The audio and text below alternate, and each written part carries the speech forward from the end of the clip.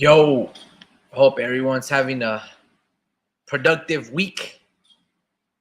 What an amazing time, especially for football fans, man. You get to get a little taste of what the football season's going to be like and a little microcosm between the contenders versus the pretenders.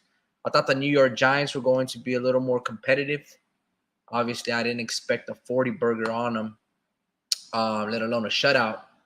But with that being said, man, Cowboys and the Niners right now, they're looking to be that team that is carrying over that same momentum from last year. And they're going to make people pay this year. They have tough divisions, they have tough schedules. And yeah, man, I can't wait. Uh, Definitely enjoying this. Hopefully you guys caught your favorite teams and hopefully your teams in fantasy are doing well. Um, I could have had I had an amazing weekend. Could have even been much better had the Cincinnati Bengals and the Minnesota Vikings just won their games. I had a $3 parlay. I could have turned it into 1,500, but those two teams failed me. Joe Burrow, shame on you, bro. That was embarrassing, dog. That was super embarrassing. I don't even know, like, bro. They shouldn't even giving you that fat ass contract. I'm not saying in the past season you weren't deserving of it. Obviously, he's a great quarterback, but today that shit was embarrassing.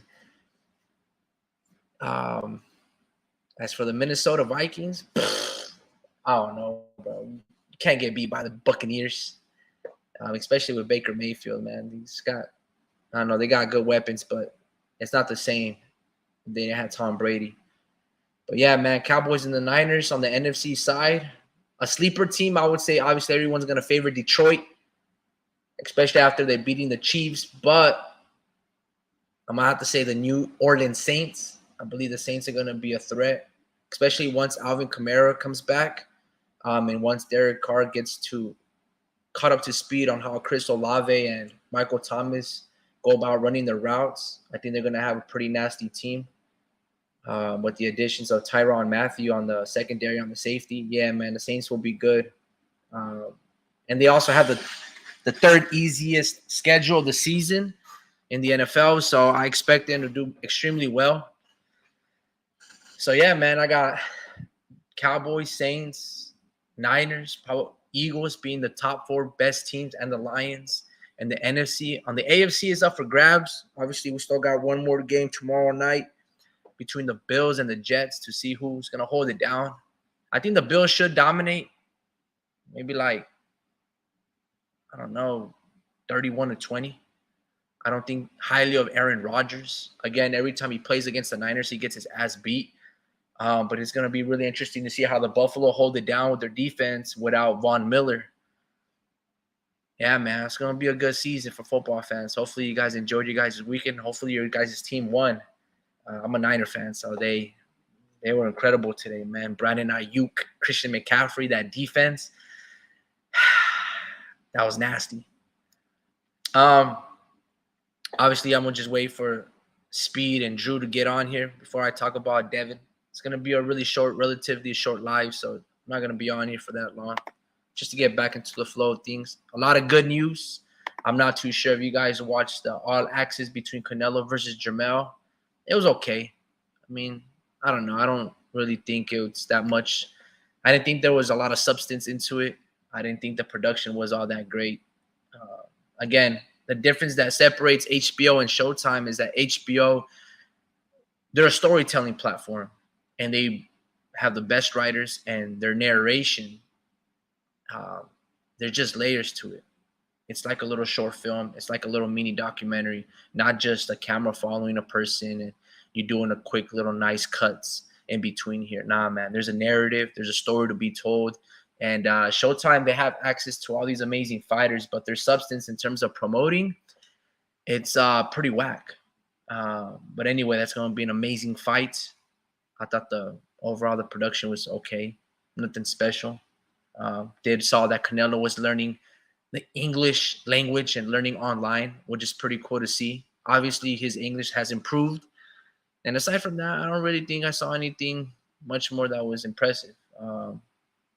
I did see an interview. I'm not too sure what channel it was. I forgot the name of it. But they were interviewing Jamal Charlo. It looked like he was either in Florida or like Big Bear Lake down in LA. I'm not too sure.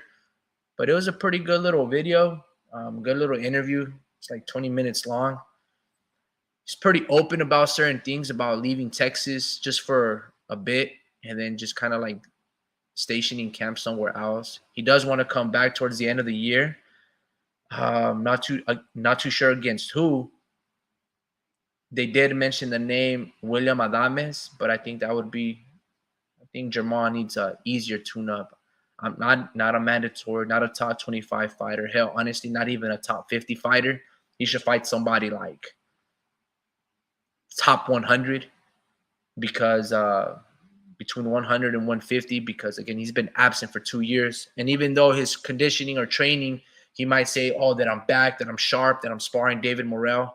Again, when you get back into the flow of things and you're fighting some dude that's trying to take what you got, it's not going to be easy, especially if you got a whole lot of things going on in your head. Obviously, I think he was married to his childhood sweetheart or his high school sweetheart, so all these things, all these factors go into his head. So just rooting for the best for Jamal, man. I mean, boxing's already tough as it is, but if you got a lot of stuff going outside, a lot of noise, a lot of chaos outside of the ring, it's very hard to stay focused when you're hitting the bags, and let alone the motivation factor, right? To wake up every morning, put in the road work, and really like giving a fuck, especially when everything that you knew and loved is people are turning your back on you. It's not a really stable and a safe condition for a boxer to be in, right? Obviously, being a boxer is already a lonely sport as it is. And when you start seeing family members or your loved ones kind of deviate from you or, shame you or make distance or I don't know, man. It's not an easy thing for Jamal. So hopefully he's able to I don't know, honestly come back. If not, man, just hopefully he just finds peace. He's already accomplished pretty good things. I wouldn't say that he's a Hall of Famer, but being a champion at 154, he did his thing. And then even the fights at 160 with Sergey Derenchenko was a nice little fight. And he's a two-time champ. And if he retires undefeated because he can't get it back, man, it's all good. Not everybody has to have an amazing career, but you can always have fans leaving wanting more. Man, look, there's a whole lot of news. William Zepeda has come out and stated certain things that he says if Haney continues to move up or stays up at 140, he could have a fight with Shakur. I don't really believe William Zepeda. I just feel like if I'm William Zepeda, I'm looking or not even signing to fight Mercito Hesta. I mean, Hesta's coming off what I thought it was a loss versus Jojo Diaz. I know Hesta threw more punches, but they didn't really have that much substance. There wasn't a lot of commitment towards his punches. It was always off the back foot. And I thought Jojo committed better to the shots. It don't matter. Basically, if I'm William, I'm looking for bigger things. I'm looking to fight bigger names than Hesta. Hesta just brings, it's like an in-house fight for Golden Boy. Obviously, Erickson Lubin has stated that if he gets a win over Jesus Ramos, he would be very interesting in fighting Errol Spence, maybe Bud Crawford. That's a really good fight between all those fights. Again, I don't know how good Erickson Lubin's going to be, but I like where his mind's at, and I like the fights that he's taken on early in his career. He's battle-tested. He's a young vet at the 154 division. So, but he's got to get through Jesus Ramos, man, and that boy's big. He's strong. And that kid's wise beyond his years. I saw an interview that he had with Eric Morales and Marco Antonio Barrera and Unran Mas, and I like where his mindset is at. Him and his uncle, I think they're going to be really good out of Arizona. Obviously, in that same undercard of Canelo and Jamel, Mario Barrios, if he gets a win over Ugas, he would like a shot of Terrence Crawford. Man, I'm gonna shout out to Mario Barrios, man, because tough fight after tough fight, I like it. I don't like it in the sense that I feel like he's shortening his career, but I like how he's just give me big fights after big fights. And obviously, after giving Tank a good competitive fight, but getting knocked out, he went on to fight Keith Thurman.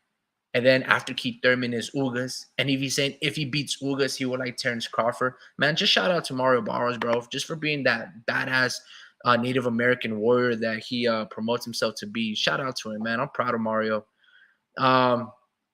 Look, man, I don't know if you guys saw the UFC card. I didn't get to see all of it, but I believe his last name was Strickland versus Stylebender. That was a pretty good little fight. A little boring, I guess, because I guess on the behalf of Stylebender's, like, I don't know. I felt like, bro, push him back a little bit. Throw more combinations. I noticed that these guys boxed the whole fight, which was nice. So I'm not too sure between which of the two is the better wrestler. I know Stylebender always has good striking abilities, and he's got great kicks. But I just wanted him to have a little more sense of urgency, bro. I guess Strickland had a good little shoulder roll going. He had great defense, by the way.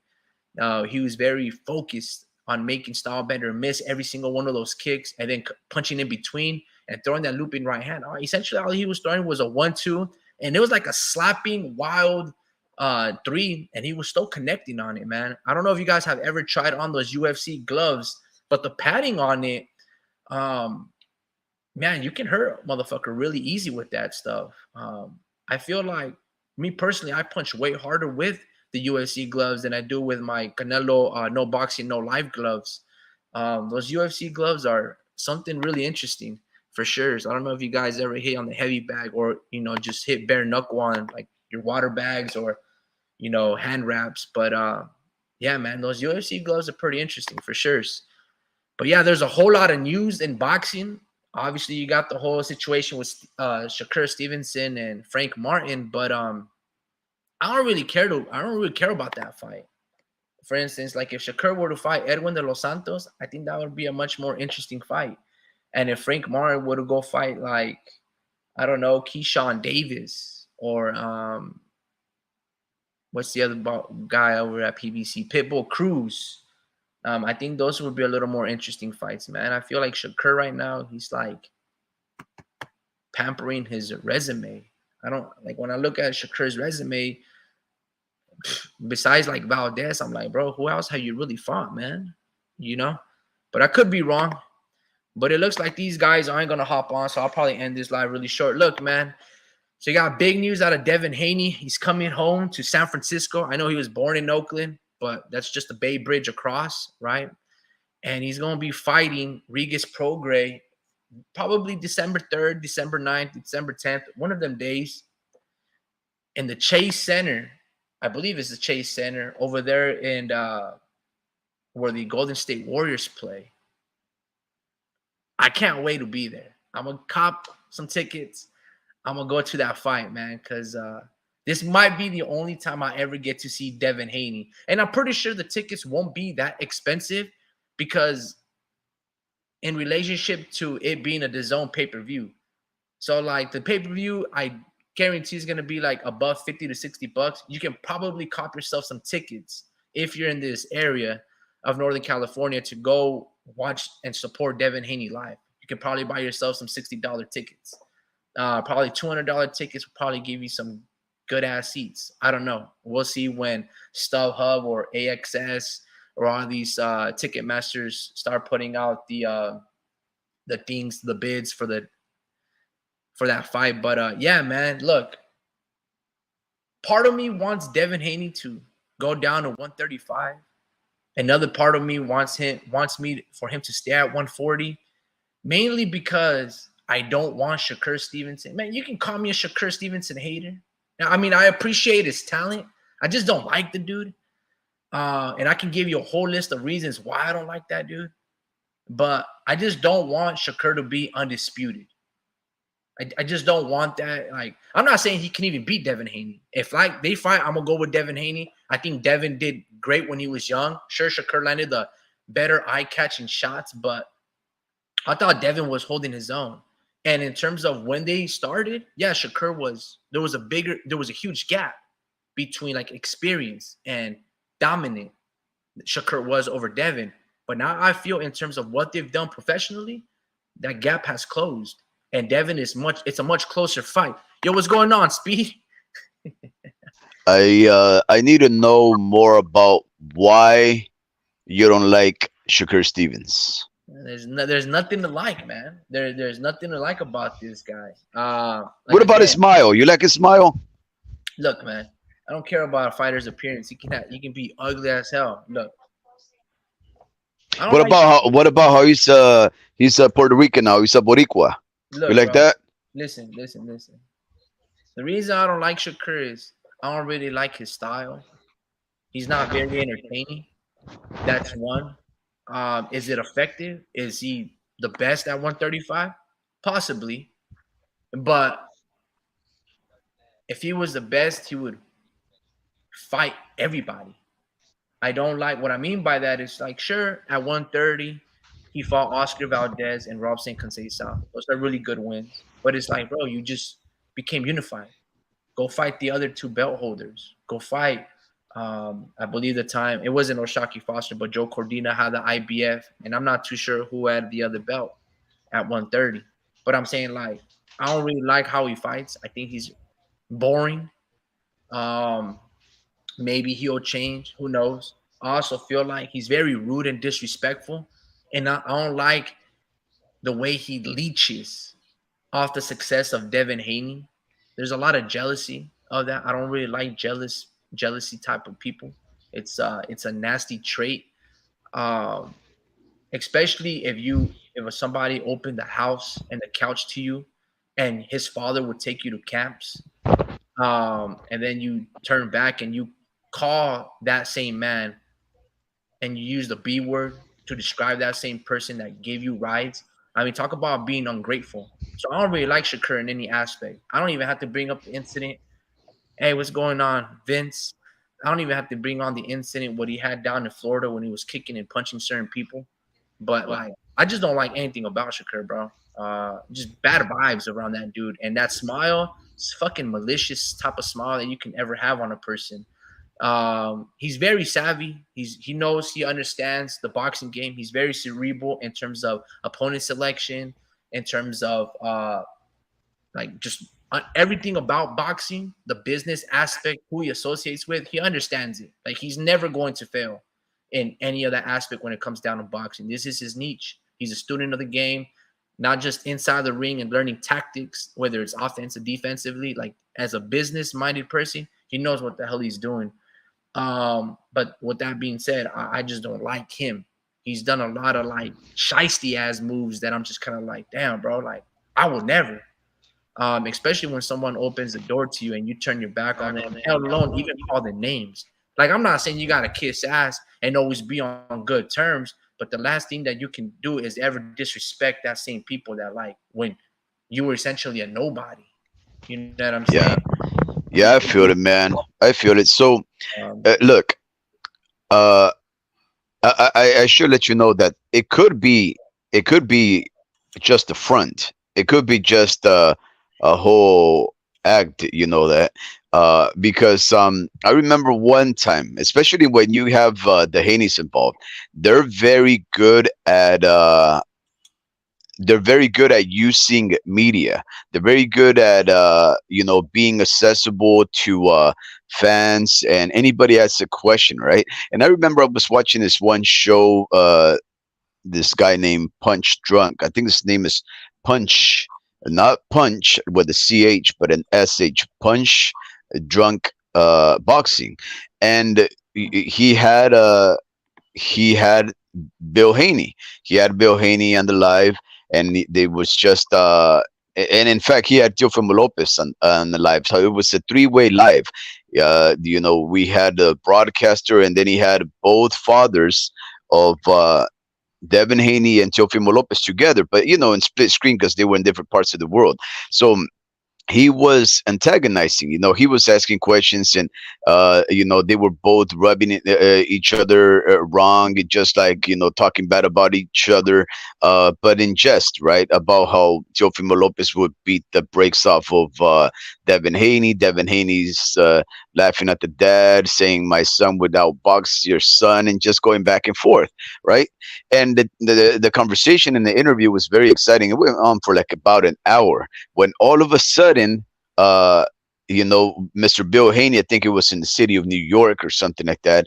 Maybe he was in Vegas, but he hops in a cab, and he's talking on his phone, and then he puts the phone to the side, and lo and behold, who do you see? You see Teofimo Lopez Sr., the father, sharing the cab with him, and they both start laughing. Um, when everybody experienced these two fathers talking and hopping in the same cab, that's when we knew they're entertainers. There are people there that really don't hold much animosity towards each other, because this is their life. They take their life serious, but they also enjoy it. They're out there having fun, and they really aren't enemies. They're just uh, friends that must fight each other at some time. But it could be the same thing with Shakur Stevens. Maybe the Devin camp and the Shakur Stevens camp really just put on this front that they dislike each other, when in fact in the background they might be sparring all the time, giving each other pointers and working together to make sure they beat other competitors while they build their own name up for a fight later down the line, because they know each other. There's really no reason for why they should dislike each other or even fear each other in the ring. So I think a lot of the times we do have to take what they say and the words that they use and how they move with a grain of salt, and say, okay, it might just be an action to build up the hype for the future, right? So, but as far as the way that Shakur Stevens has been moving now, hanging out with killers, watching some of his friends get killed, being able to be interrogated by the police without saying a word, being managed by some hard hitters out there in the sport of boxing.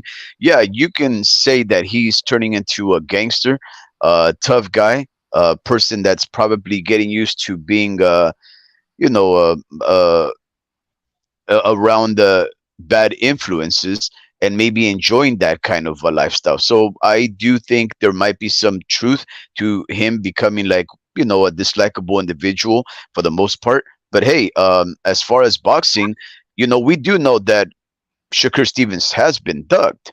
I All right, mean, all right, hold on. Let me catch you out because you're going on for like. Let me what, see. 3 minutes? Is That three was that minutes? Is was that what that I'm was doing? I'm going that on for was three the best. minutes. Well, hold on. This guy right here. Compare what you're saying between Teofimo and Shakur, right? Like you said, the fathers know each other, and when they've met each other, it's They're cool. competitive talk. But You know what I'm saying? but they're It's like, cool though. My son will beat you. I know you guys since you guys were gordo. You know what I mean? They know all this because they know each other We for told all everybody. those days that they were Oh, oh, sparring oh, in the Mayweather gym. who, But who was that? hold on. So what I'm saying is, but there was never any disrespect between Bill Haney's side and Teofimo's side, where they started to calling each other wild ass names and saying, "Oh, if I see you, you better have security." And like they weren't really giving out and imposing threats like the way Shakur has. You see, Devin and Teofimo, they're funny. I mean, Bill Haney, there was an interview or something like kind of like behind the scenes with Fight Hype, and they were like, "Hey, I'm looking for Teofimo Senior," and they're Yeah, like yeah. walking into like Cork and Bottle and like all these little convenience stores because he knows that he has an alcohol problem. You see what I'm saying? So that's kind of funny. It's like, bro, you're a little punk for that shit, but it's not like I'm calling you the type of same verbs and words and They're phrases cool that with each Shakur other. is saying. Yeah, Yeah, they're cool. that's like banter. That's like me punching you in the shoulder, but not hard. It's just like giving you a shove. It's just like, yeah, you felt that strength, huh? And then you shove me back. It's like, yeah, I got it too. But it's not like, boom, I'm gonna deck you or I'm gonna dip you from the back or smack you and blindside you and hit you in the back of the head. That's what Shakur does. Okay. That's not what Teofimo Sr. or Junior or Devin Haney or Bill Haney are all about. See, they're gonna tell you to your face, while the other guy is kind of lurking in the bushes and then looking for that moment just to like leap on you and then jump you. Because that's essentially what he did, bro. Like Shakur, before we saw Takeoff and he was with Mob City and all these people over there down in Texas. This dude was punching people and kicking them on the ground, and we're talking about a dude versus a chick. So that's the type of dude that Shakur has been since he was young. And you can't be like, oh man, look, bro, that's like some sweet stuff. Like Listen, this is competitive. What Devin and his father have been doing to Shakur is just competitive. It's like, bro, you want to find me? Cool. 25%. You're the mandatory.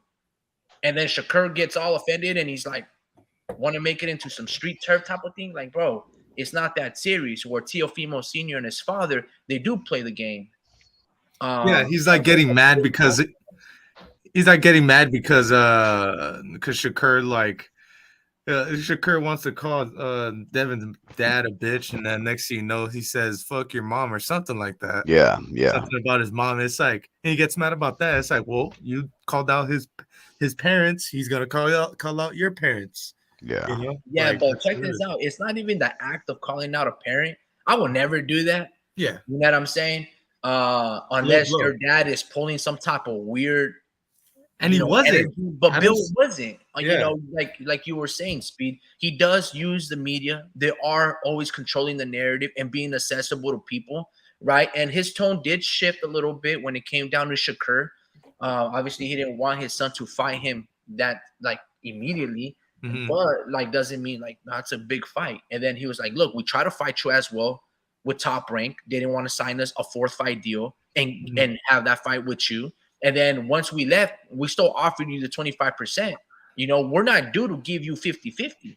You know yeah, what I'm saying? So like Devin still they started to play ball. Shakur didn't like none of that because he realized that he's in a position of being a weak man. And he's always been an inferior man when it came time Mhm. when Yeah, it came yeah. did you Devin guys? and Bill, because he had no father. You know what I'm saying? Yep. Did you guys see the video where actually Bill Haney was talking about, like how good Shakur was for a minute?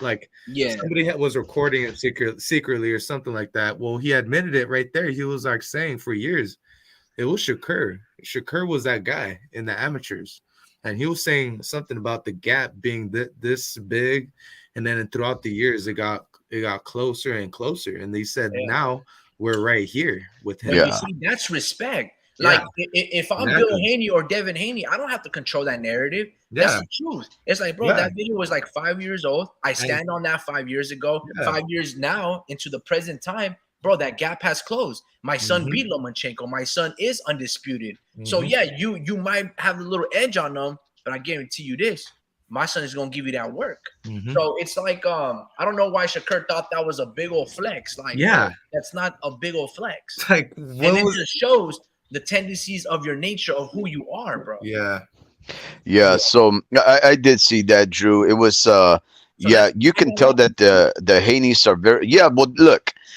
when it comes to the personal, right? I don't know any of these fighters personally. So the personal and the outside the ring uh endeavors of theirs, their comportment outside of the sport itself, that's secondary to me.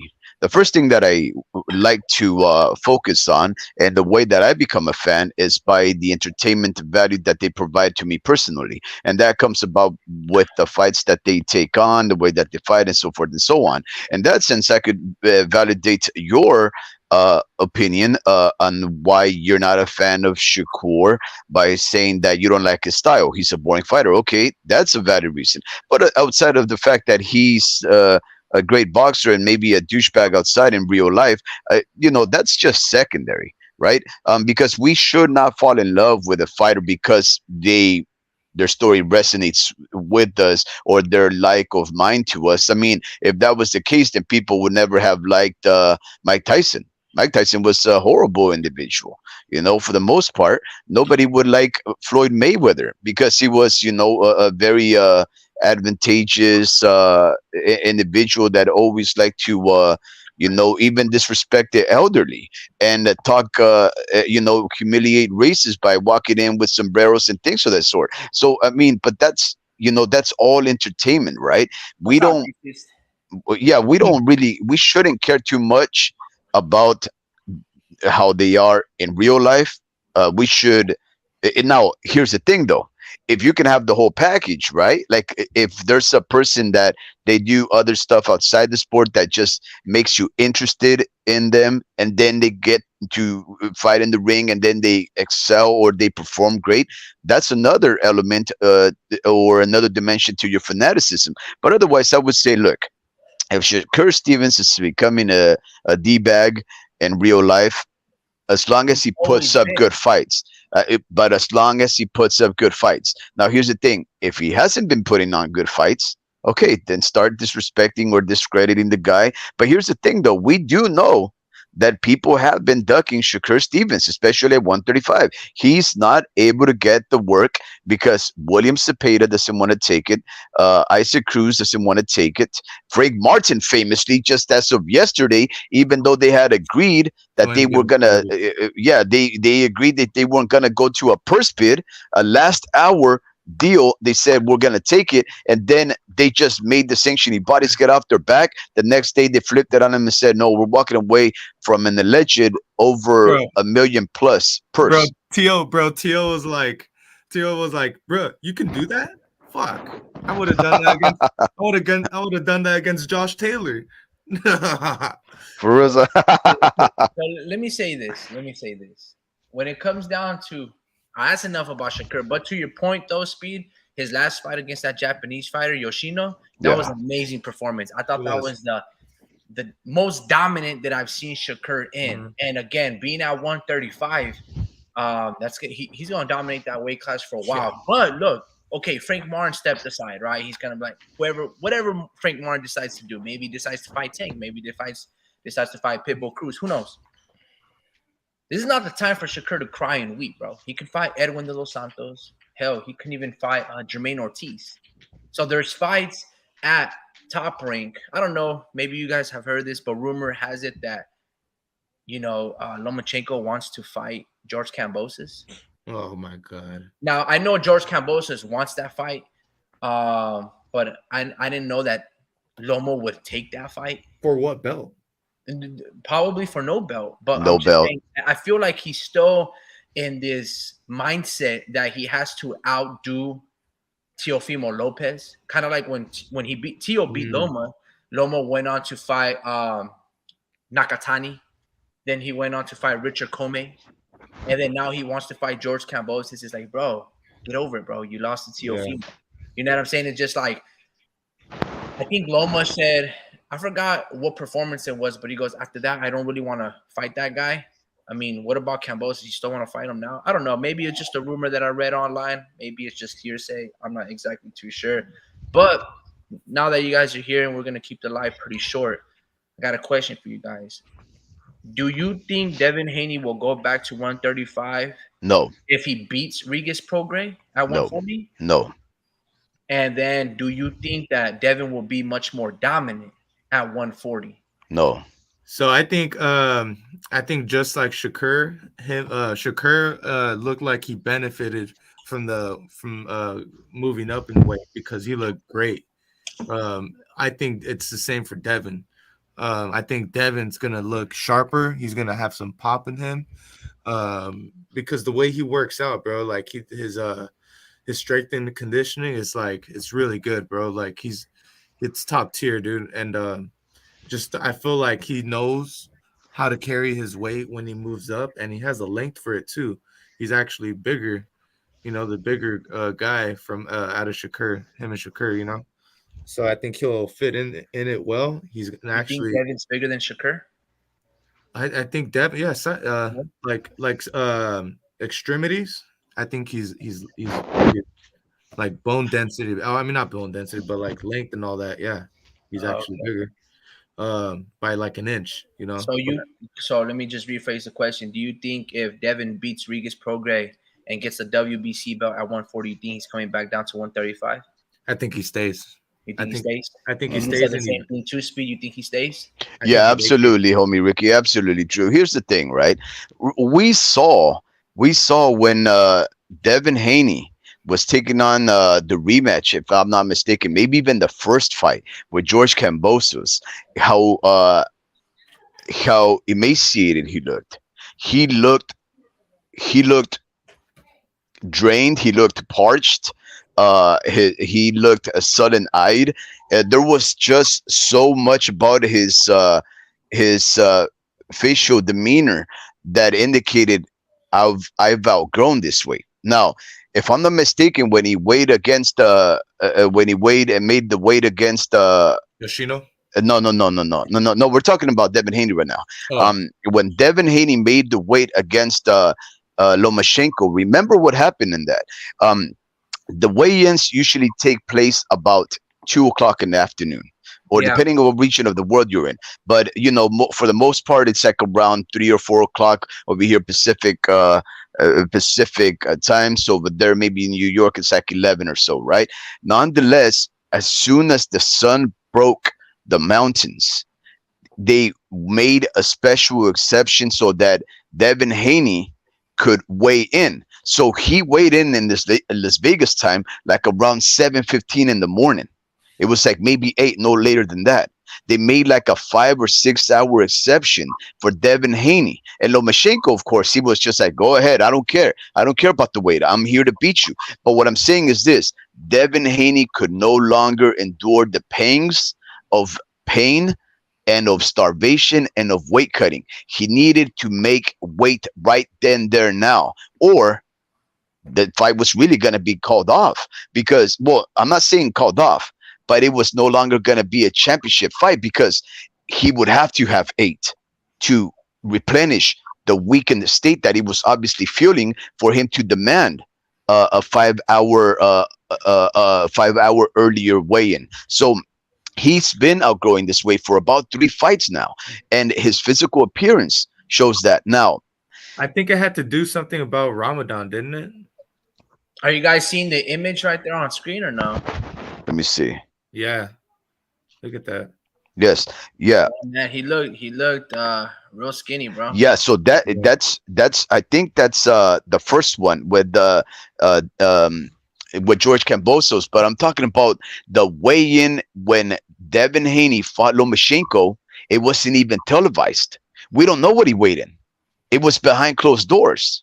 We just assume he made the weight, but we do know one thing. It took place about 5 hours or so before the official weigh-in, and they never made a big deal about it. He's outgrown that weight class for a long time now, guys. Now, if he happens to go up to 140 and he beats arguably a guy who could have been undisputed and reaches pro gras, a natural 140 pounder who can easily go to 147, that guy, if he beats that guy right there for the WBC vacant, because he already vacated the WBC 135, he's fighting at the 140 WBC. If he beats that guy, then he's gonna say, yes, I belong here. You see? Mhm. Yeah, I think he actually dominates fucking Rigas. After seeing how he did against Danielito, he didn't, that style, that's Devin style, and he does it at a higher pace, at a higher level, Yeah, Um, he definitely throws more. Could be also the reason why Devin could get caught, right? Because when you look yeah, at the two or three southpaws that Devin's fought, right? He got hit a lot by Lomachenko, right? Hmm. Now, again, Lomachenko possesses amazing mental fortitude and Hmm. amazing footwork and punch selection And that Regas speed, does not have, speed. especially when it comes down to footwork and hand speed.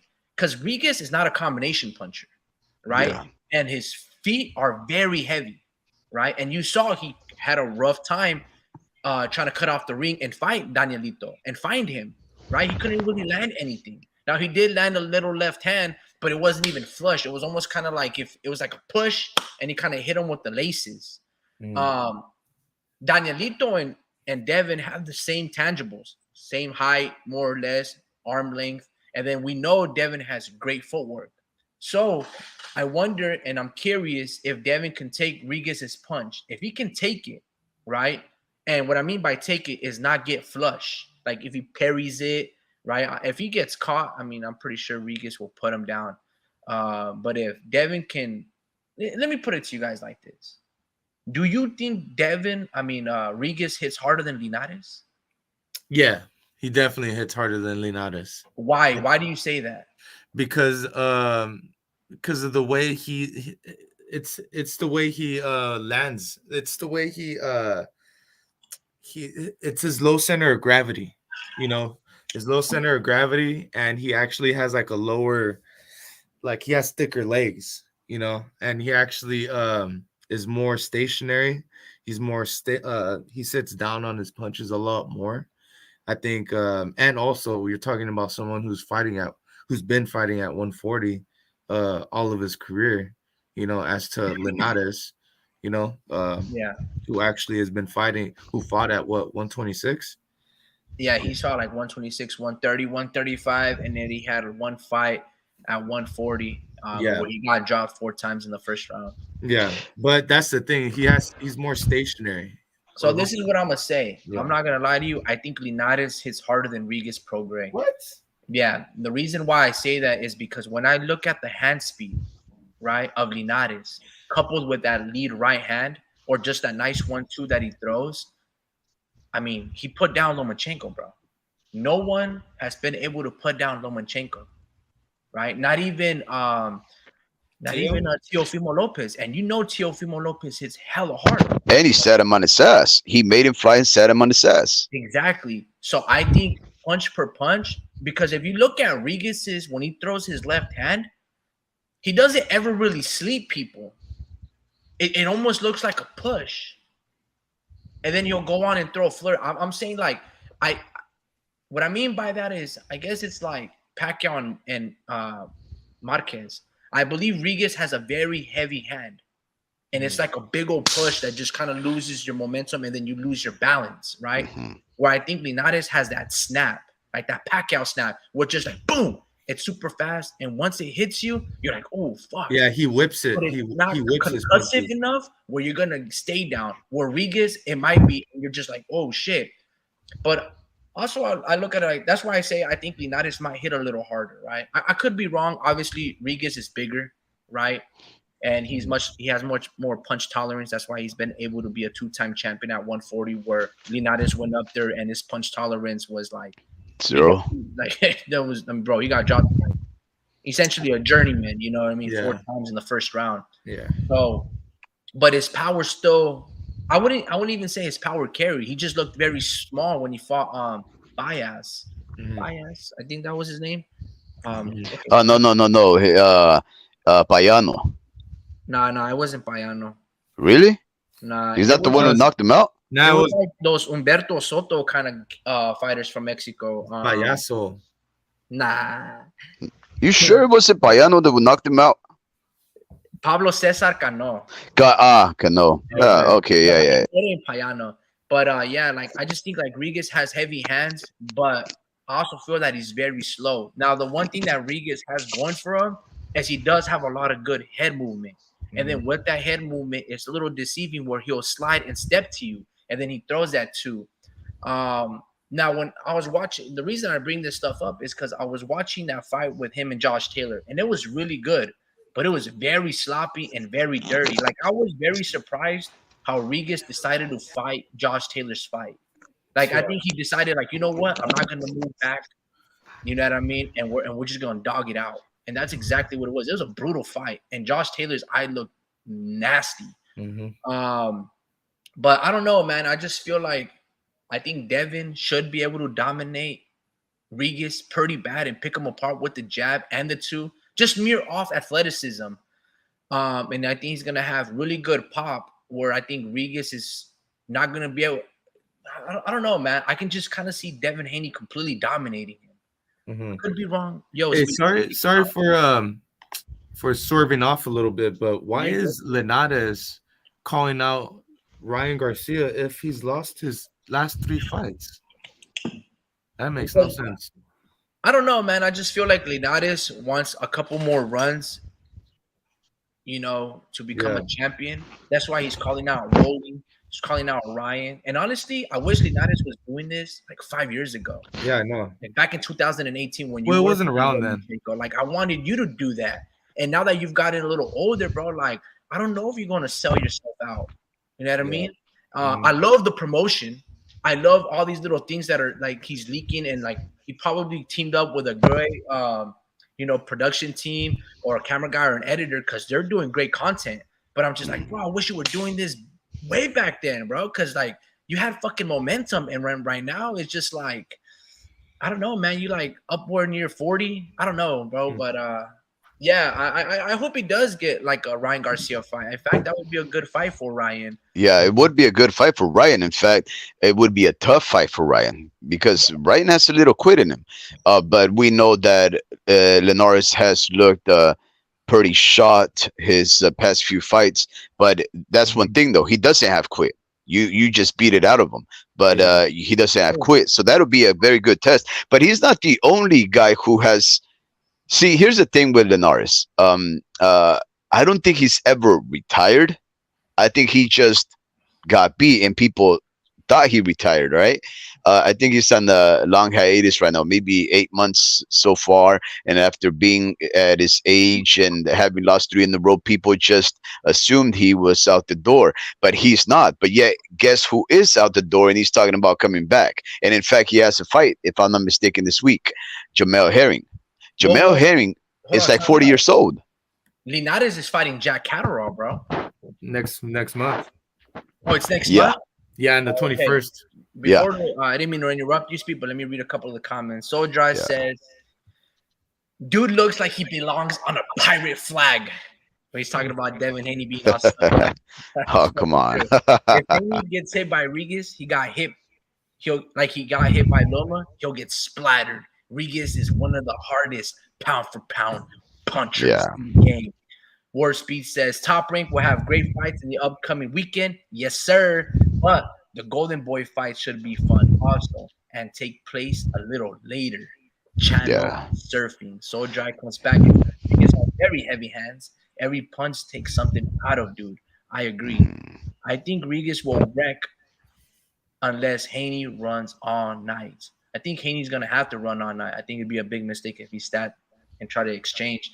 Larry Liston, welcome, brother. He says 8'4" Devin Haney, better workout, faster jab, younger and more athletic. There is a hope for Regis though that if he can land that big shot, he might hurt Haney like Linares did. Soul Dry responds, if Haney exchanges at all, he'll get hit. And I don't think he'll be able to handle Regis's power. A lot of people thought Haney only won 5 rounds against an undersized Loma, and Regis is much bigger and more powerful than Loma. If Regis had a great camp, it could be his biggest moment in boxing. It's a very interesting point. We'll get to that right now. Linares is incredibly shot. I saw him fight Zaire Abdullayev, a guy who Haney beat when he was 13-0. I remember that. And he got knocked out badly in Russia. I think I might have seen that one. I see Catterall stopping him mid to late rounds. I would agree also. But I think I've seen a couple of fights with Jack Catterall when he fights orthodox fighters, and he does not dominate the same way when he fights southpaws. So I think that right hand, if Linares can land it, but I also think Linares is no longer with that Cuban fighter trainer, Ismael Salas. So I think, I would agree. Linares is shot. He said I meant work rate. I understood what you're saying when I said better workout. I got you. Soul Dry says I honestly thought Loma won the Haney fight. At worst, it was a draw.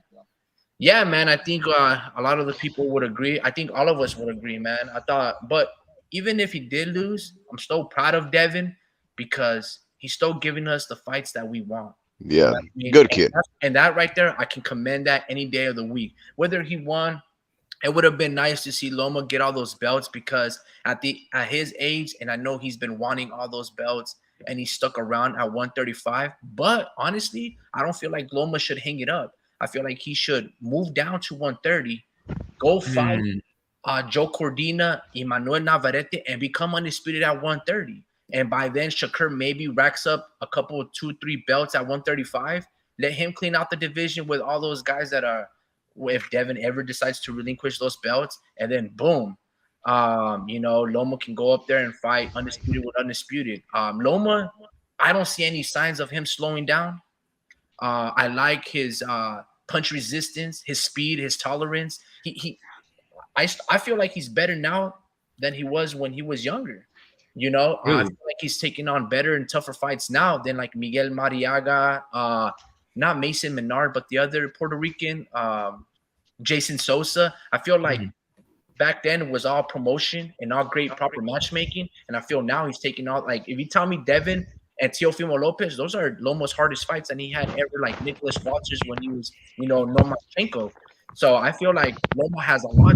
In fact, I know that he's probably heartbroken, kind of like Triple G was with the whole stint with Canelo.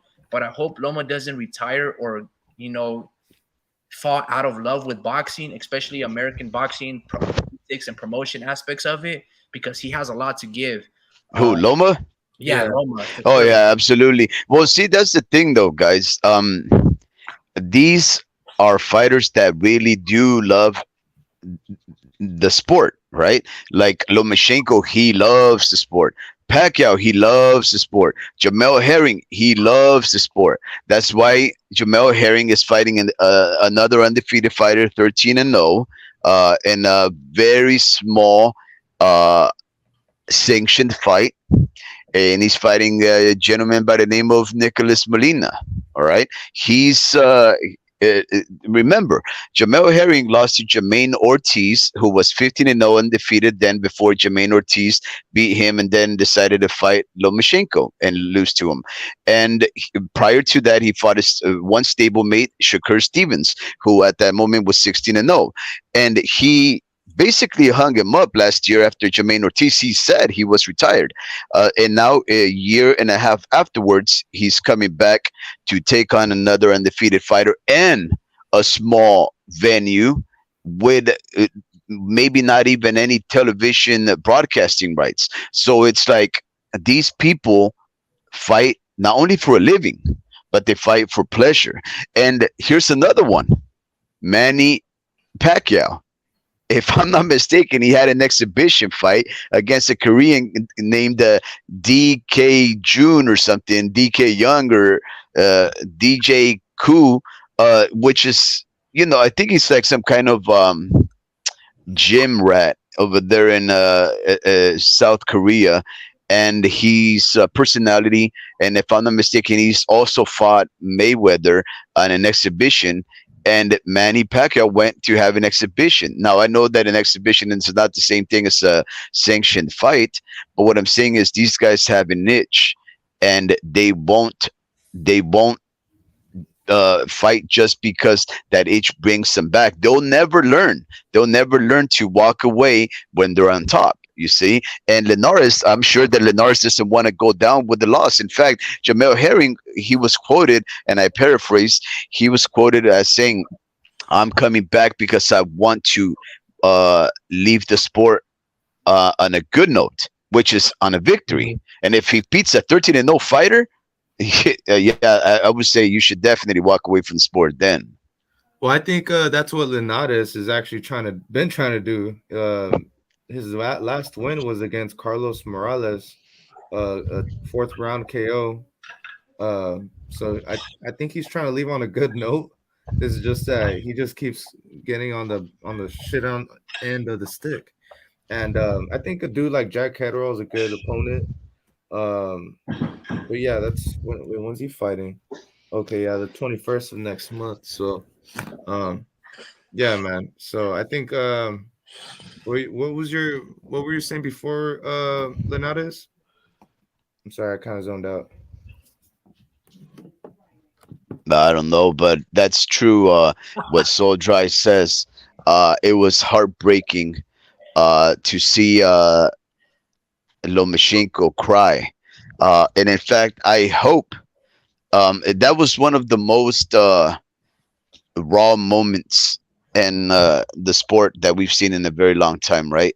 That a man in the sanctity of shelter, surrounded by those that love and train him, some cameraman goes into the back room, and he's heartbroken that his dream of not being able to have undisputed at the weight class that he always dreamed about, to be shown completely by his lonesome and sitting down at a couch. Not even Igis Klimas was there. you know, putting Probably his was. hand, Probably was. but he was probably in the back, like against the wall, just letting him have a moment.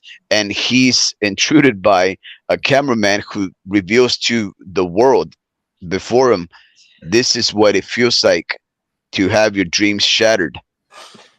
And it was heartbreaking, guys. It Yeah, was they shouldn't absolutely have. heartbreaking. I'm not even gonna lie to you, bro. I'm still pissed off that they showed that shit. They shouldn't have done that, man. Um, yeah. I mean, I know it was a viral moment, but we don't.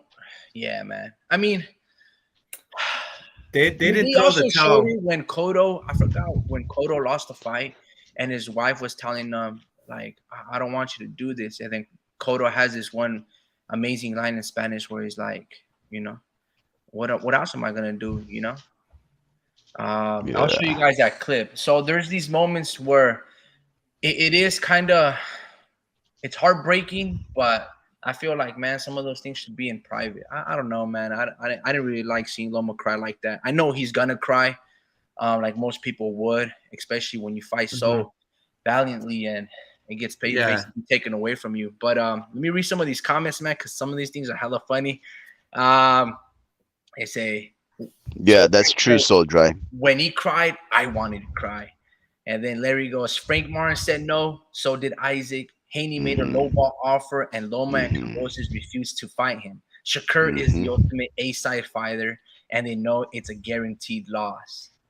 Um, Soulja goes, nah, I rate the hell out of a Shakur. That kid is special. I respond with Jay Prince probably like Marcellus Wallace paying dudes to take a dive, and Ah, no, come on. your ass in the fifth, your ass goes down. That shit was fucking funny. Not Mhm. necessarily because Shakur is the greatest technician in boxing, but because of how extremely protected he is and is allowed to cheat in the ring. Even if you Yeah, beat him on the points, you get yeah, robbed. Jay Prince yeah. like Chuck Knight and Whack 100, another bully manager. I still remember he made underlying threats against Kovalev's team in the press conference of Kovalev versus Ward 2. I remember that. Yeah, man. And they had the female promoter of Kovalev. I forgot what her name is. The girl, the lady with the red hair. Yeah, she was kind of like shook when when Jay Prince was saying some of those remarks. Yeah, I remember that, man. He was like, "Let's not make it into some street things." I remember some of those phrases. Yeah, but I don't. It'll take some doing to beat Shakur on points on merit before one even has a chance of being robbed. I agree, man. It's Shakur is again, he's well versed in terms of you will never beat Shakur for 7 rounds. Like you have to knock him out. And like Shakur says, if you're just looking to knock me out, you've already lost.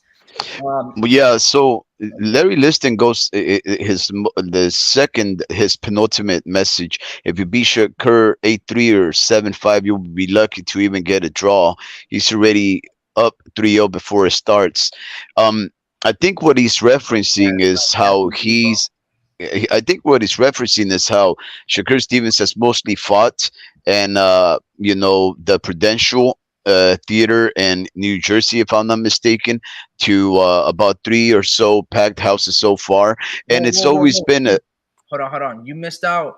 Before you focus on that, don't even focus on that part. Look at the part message above it. We've already seen Jay Prince pay off gang members to beat up guys from the Mayweather team to get paid the remainder of Mayweather's contract. So obviously he isn't afraid to utilize such methods in boxing. You remember that? Yeah. yeah. That's Why you gonna yeah, skip yeah, out, man? You under the but Jay Prince payroll or what? Yeah. and Bullshit, what I'm man. saying is that I think what Larry is referencing, and this applies to every house fighter, especially when they're fighting in their backyard. It doesn't mean it applies only to Shakur Stevens. It applies to almost everybody. If you fight a Canelo. fighter in their backyard, at their venue in their promotion, you're down 3-0. Canelo, everybody. That applies to everybody. Because the fact of the matter is this: I ask Mr. Larry Liston to please show me when has Shakur ever been beaten 8-3 or 7-5. I don't think I've ever seen that. I don't even Uh, think Shakur's ever lost 3 rounds, bro. yeah, that's what I'm saying. This is just a hypothetical, I know. probably a rhetorical I'm having message. But fun. yes, you're absolutely right, Mr. Liston. You walk into another fighter's backyard, you're down 3-0. This is why people like Devin Haney, when he went over there to Australia. Pacquiao when he went to Australia, and Alexander Usyk for about all of his career are highly respected and regarded by his fans because they know what they're facing and they still go over there and get the job done. And he kept calling Sergey Kovalev Sergio. You guys remember that? Who said that? Sergio. That's because I want to screen share certain things to you guys so you guys can be in the Show loop. us. But last Go time for it. I don't care. It's not like we're monetized. No, but you guys were telling me that like you guys had a hard time hearing the audio. But let me try it again, man. Cause Oh yeah, that's true. That was true. let me see. Yeah, but yeah, man, Jay Prince, yeah, I don't know, bro. That guy, scary shit, man. And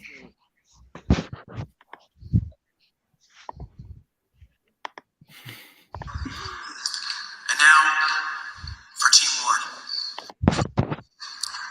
Rock Nation. Again with Mike, who has worked relentless along with the team. Say, all right, Don't. beautiful ladies. My friend Jay-Z. We're proud to be a part of that team. Can you guys hear? Yeah.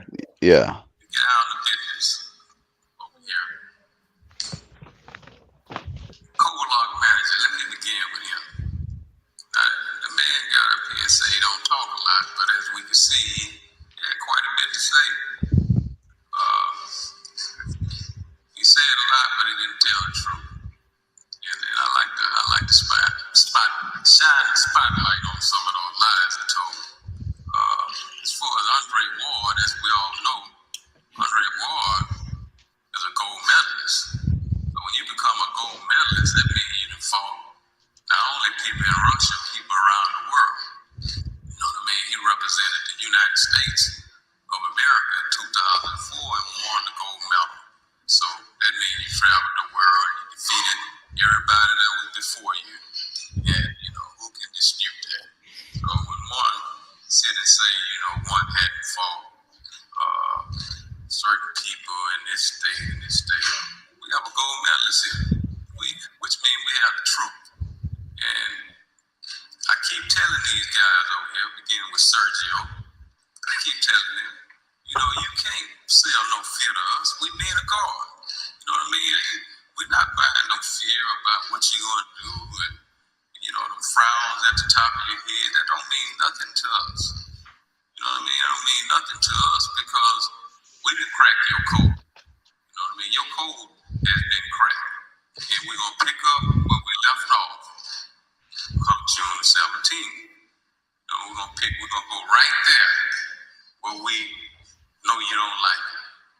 So with that being said, the United States versus Russia. And y'all have a president, Putin, like his name, Putin. And we know Trump. He's a boxing fan. Maybe we need to call on Trump to call Putin. I think Trump a betting man. So, we may need to, crank up something there between the presidents. I guess I thought he was gonna be much more comical, but he kind of wasn't. But yeah, man, no, he's We're gonna go where you don't want. We're gonna go where you don't like it. At least in this one, it was pretty funny because he was obviously addressing Sergey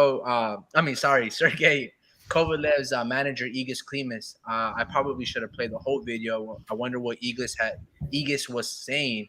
But yeah, no, he was just trolling him, man. That was funny stuff right there. Wow. But yeah, no, man, like when I look at Jay Prince, at least from what I've heard,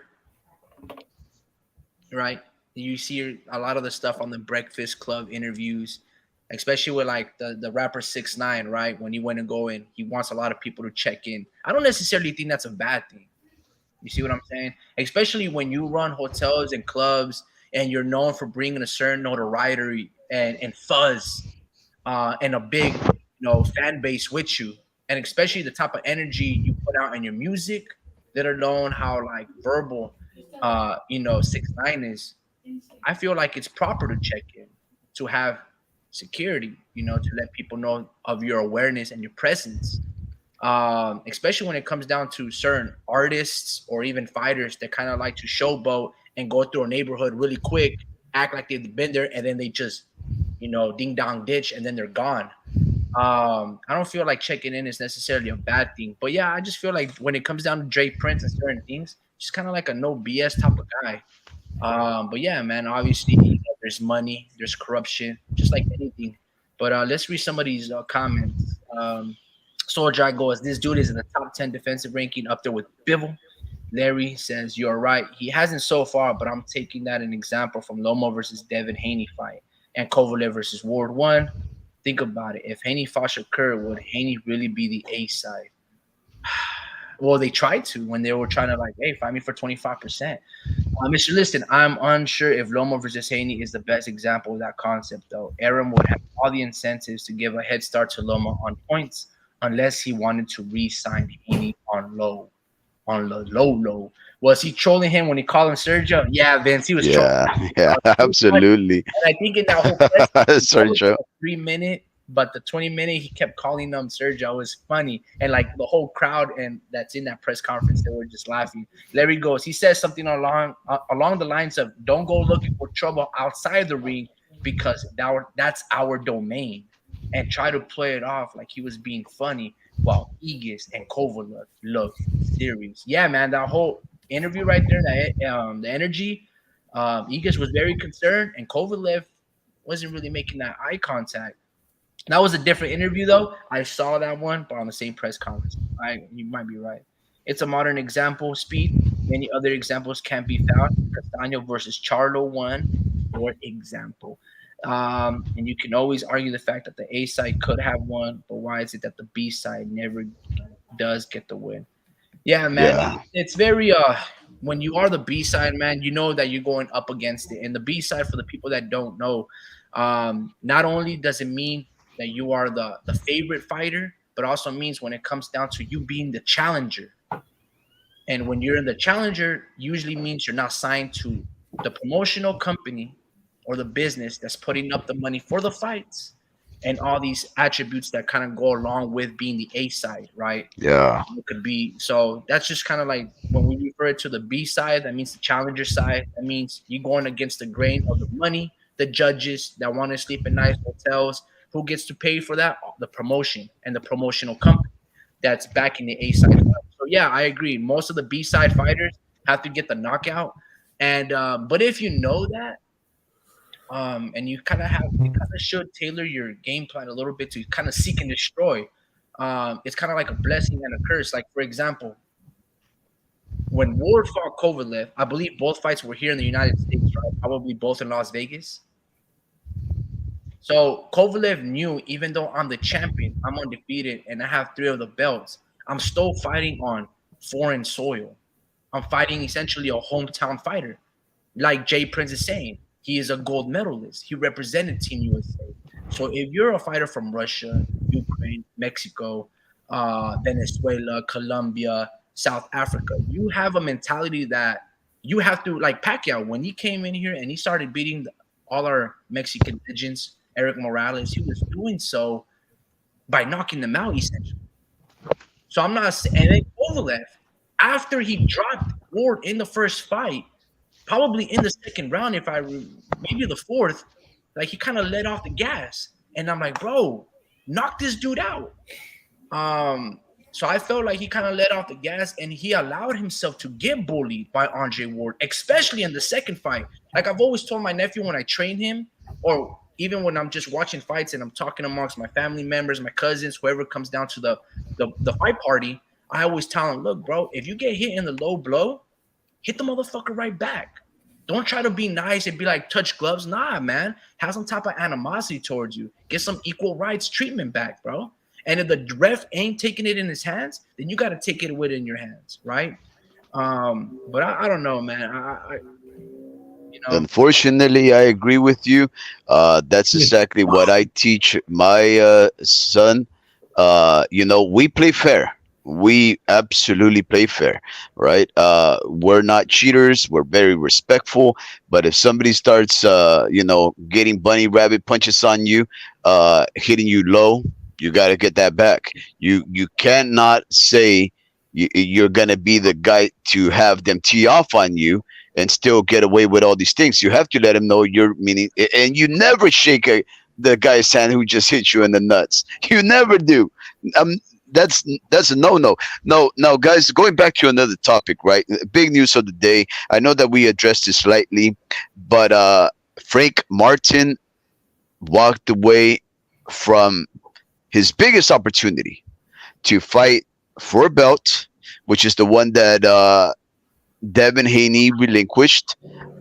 He's a champion in recess because the WBC always wants to make sure that they can keep a champion that is a profitable champion that can bring money to them back. So, of course, even though there's a very slight chance that Devin Haney would come back to 135. In fact, in my case, it would be nary a chance that he would ever come back to 135, especially to fight somebody like Shakur Stevens. Especially after fighting somebody like Regis Prograb, which again, even that fight has not been yet penciled in, right?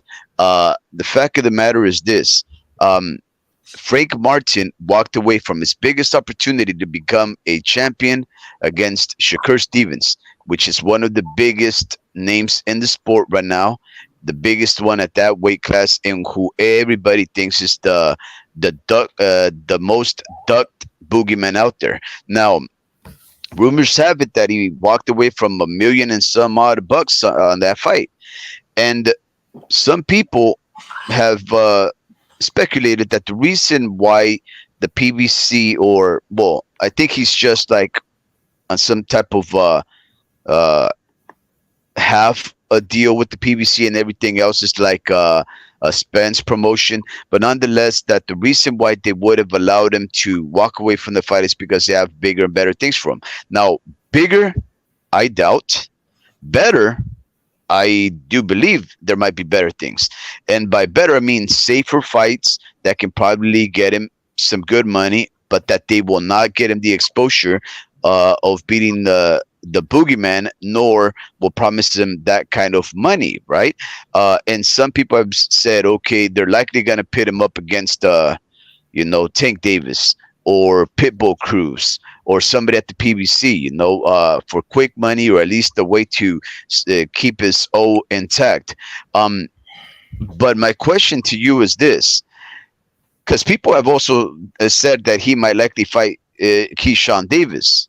Do you guys actually believe he'd walk away from a fight like that, a caliber of a fight like the one that he just walked away from Shakur Stevens at the last minute, even though he said he'd take it to fight somebody like Keyshawn Davis, or maybe not even that guy? You're talking about Frank Martin, right? Frank Martin. You want to go first, Drew? Yeah, no, you go ahead. I have to listen to the question again.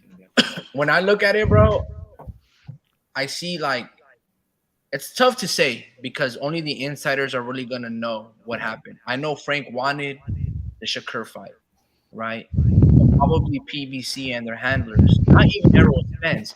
They're probably like, "Hey, pull the brakes on. We got something else in mind." So I just think that's as much as I want to go before I like go into like 10 different ways of speculating exactly what happened. I don't think Frank was afraid of fighting Shakur, but this is bad rep. Like, this hurts the reputation of Frank Martin tenfold. Like, bro, it was already agreed to damn near, and then you walked away. I don't know. So there was some funny business that somebody didn't like. And that's as far as I can really honestly go with that. I mean, let's say, for instance, they pull the plug on it, and then they give Frank a Tank Davis fight, right? Or maybe Chris Colbert. So I don't really know. It's kind of hard to say because I was even surprised that just these rumors were just rumors, and they actually went on to saying they agreed. Maybe it was Shakur and his team and company, spilling out and playing to the press, oh, this fight is agreed to. So when Frank Martin pulls out, then we can run with the narrative, oh, this is the boogeyman at 135. Loma don't want to fight me. Devin ran up 40 pounds. Now Frank Martin pulled out last minute. Or maybe they never signed it. Who knows? Maybe they did. Again, only the insiders are really going to know. And then everything else is spin zone. either Frank Martin, Arrow Company's team, they're gonna be like, nah, bro, that never happened. And then Shakur is, oh, it did happen. So we don't really know where we're gonna be pulled one way or the other. As of right now, it's just kind of hearsay. Kind of interested to see what Shakur says about it. I mean, he already spoke his piece, but I wonder what Frank Martin will rebuttal with. I don't know, but Yeah, I don't know whatever Frank Martin rebuttals with is going to be a bunch of bullshit because whatever he says from now on, we're not going to believe him. As a boxing fan, I'm just not going to believe him. It's bad business on his end, regardless of what happened in the behind the scenes. Shakur's team wanted it, and Frank Martin, didn't want that smoke. I think it was dumb for Frank to turn down a fight like that. I think once you start, you have to be a man of your word is a thing. What you say goes a long way, especially if you represent yourself as like you're a business. You're supposed to say what you mean, and if you don't say what you mean, man, like I don't know, it just made him look bad. He needs Shakur. Who else is he gonna go to? I think Yeah. he's like the Frank, perfect. Yeah, Frank. I think he has a lot of fights over at PBC. yeah, Yeah, but he that's needs Shakur. I think, in fact, this fucks over Shakur even more. Like, for example, Drew, Frank Martin could fight Pitbull Cruz, right? They're both kind of short.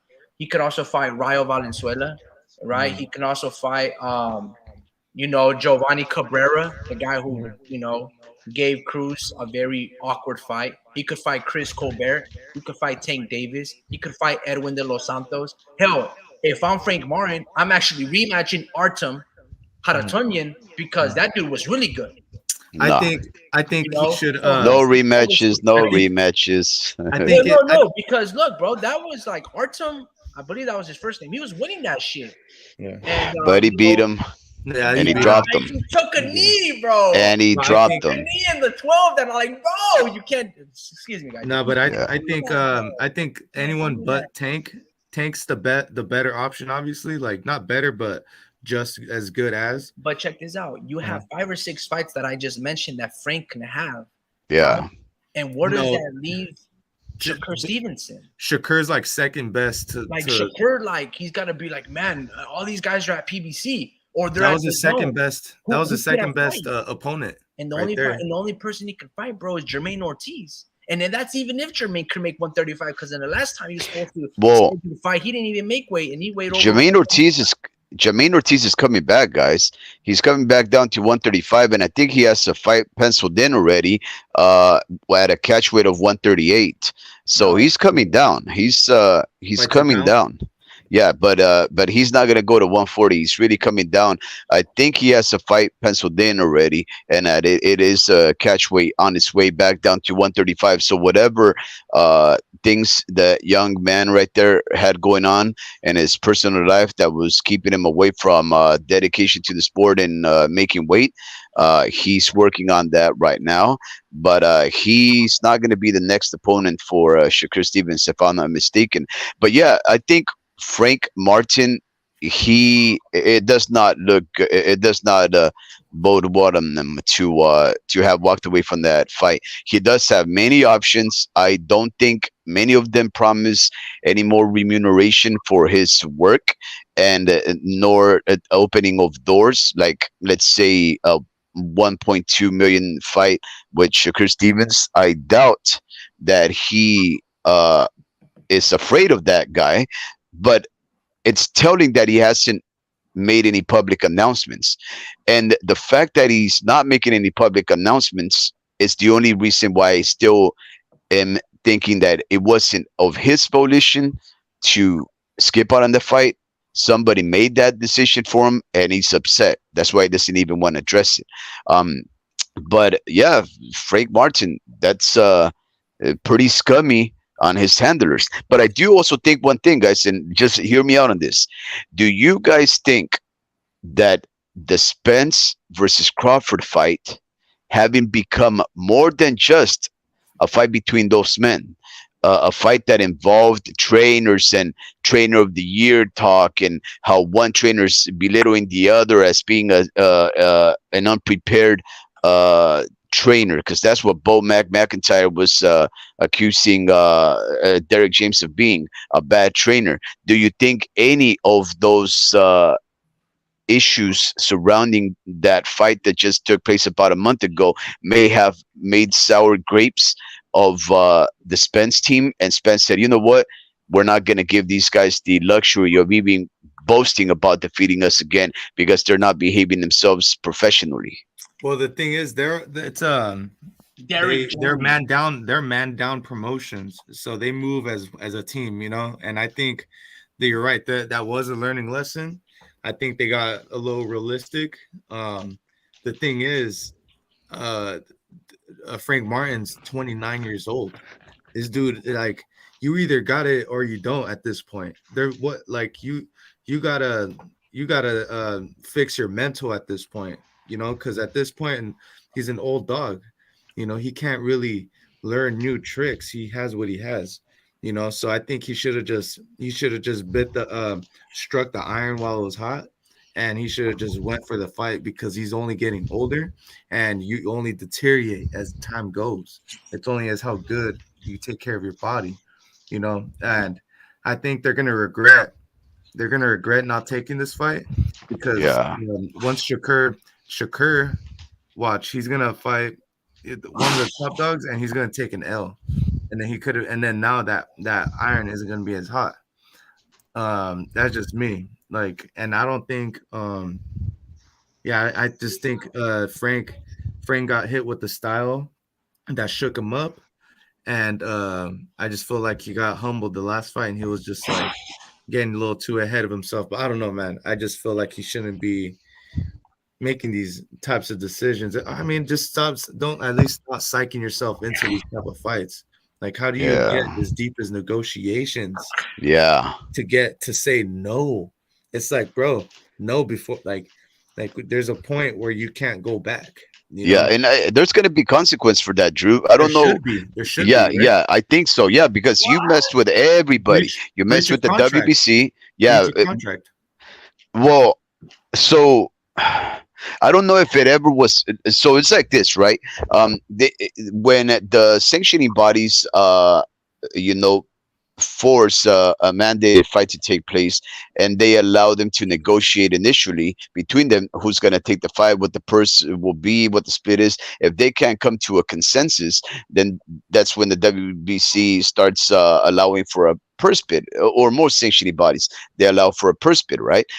And when a purse bid takes place, that's when anything can happen, because any outside parties, or especially the promotions that are directly involved, can basically start, betting on, putting up money to see who will host the fight. Those offer, okay, on these blind offers, they write down some number on a piece of paper, slip it, and say, my offer will be X, and what is your offer? And the other person will put up on their own piece of paper and an enclosed envelope this offer. So you never know what the range of the pay will be. Sometimes they're close. Sometimes they only win by $100,000, like they almost always do to Eddie Hearn. Eddie Hearn bids on fights, but somehow they always beat him by like $10,000 or maybe $100,000 at most, right? But nonetheless, anybody can just come in and steal that fight, make those guys fight who have their own promotions, but somebody like Marv Nation could just come over here and just bid over everybody and take that fight. Hold on. Going back to what Drew was saying when it came down to Frank Martin. Look, bro, you said you talked about his age, like being 29 and 30 years old, right? What I saw against Artem, I saw two things. I saw, for the first time, Frank Martin be tested. Whoa. I'm just fucking around. Go ahead. I saw Frank Martin be tested. And for a while, he didn't want to shift the next gear. And so I think Derek James told him, look, bro, you come here to look pretty, or do you want to fucking win? And then once he told him that, he put on the high guard, bit on his mouthpiece, and started walking him down. I'm actually on the opposite of what you described in terms of him being 29 years old. He is a young 29-year-old because he started pro very late. He started boxing very late. and he has a lot to learn. And that's what I saw against Artem. What age did he start? I'm not exactly too sure, but I think he started like around 18 or 19 years old in the amateurs. So that's 10 years of boxing. Right, Yeah. right. So it is a long time, but not a long time, especially when he only has like 15 pro fights or so. Right. So But when I yeah. look at so what's his name, Frank Martin, I look at him like he barely got tested in his last fight. So I'm actually pumping the brakes if I'm his managerial team or his promoter. Be like, nah, bro, we got some other fights that are around your experience that you can fight. Like, for example, Chris Colbert. You can also fight Rayo. Those are two southpaws. If you beat those and you look better than what you did against his last fight, Artem, then we can fight Shakur. Look, But even let if me you counter don't that want- argument. we also got William Cabrera, and all these are three southpaws. So But if let you me- want to like have a good shot of beating Shakur, you don't fight him next, bro. You Yeah. take these three fights. See, this is what Ryan Garcia did wrong versus Tank. He should have listened to Golden Boy, bro. I got Messi. Whoa. Drew wants to counter, bro. Fight Jojo Drew Diaz. wants to counter. He's I got Ray swerving. He's Potato. swerving. Whoa, He's whoa, whoa, swerving whoa, on. whoa. What I'm He's basically- swerving. He interrupted me so that he won't let you Yeah. get your argument. Like, what the hell? Yeah. He's gonna go off, bro. He's gonna go off. What y'all talking about? So He's gonna go basically, off, man. Get him, Drew. Go get Let him, me do Drew. mine off. Go fight three southpaws. Go fight three southpaws, then go fight Shakur. Same thing with Ryan. Go fight those three. You're justifying the southpaws like duck, Golden bro. Boy. You're justifying the duck and the money Hey. and the money duck. If Go I for it, go- Drew. If I'm Go Frank for it, Drew. Martin, if I'm Frank Martin's team, I'm like, bro, you have to get Shakur because you're just gonna get fucking pieced apart. Yeah. Go no, for he it, Drew. was. And this is the thing. Going back to his age, you stopped growing at what age? Like at 20, 21? Bro, 21. he's been at this weight, at this size for I don't know how many years. You're gonna go through wear and tear at this age.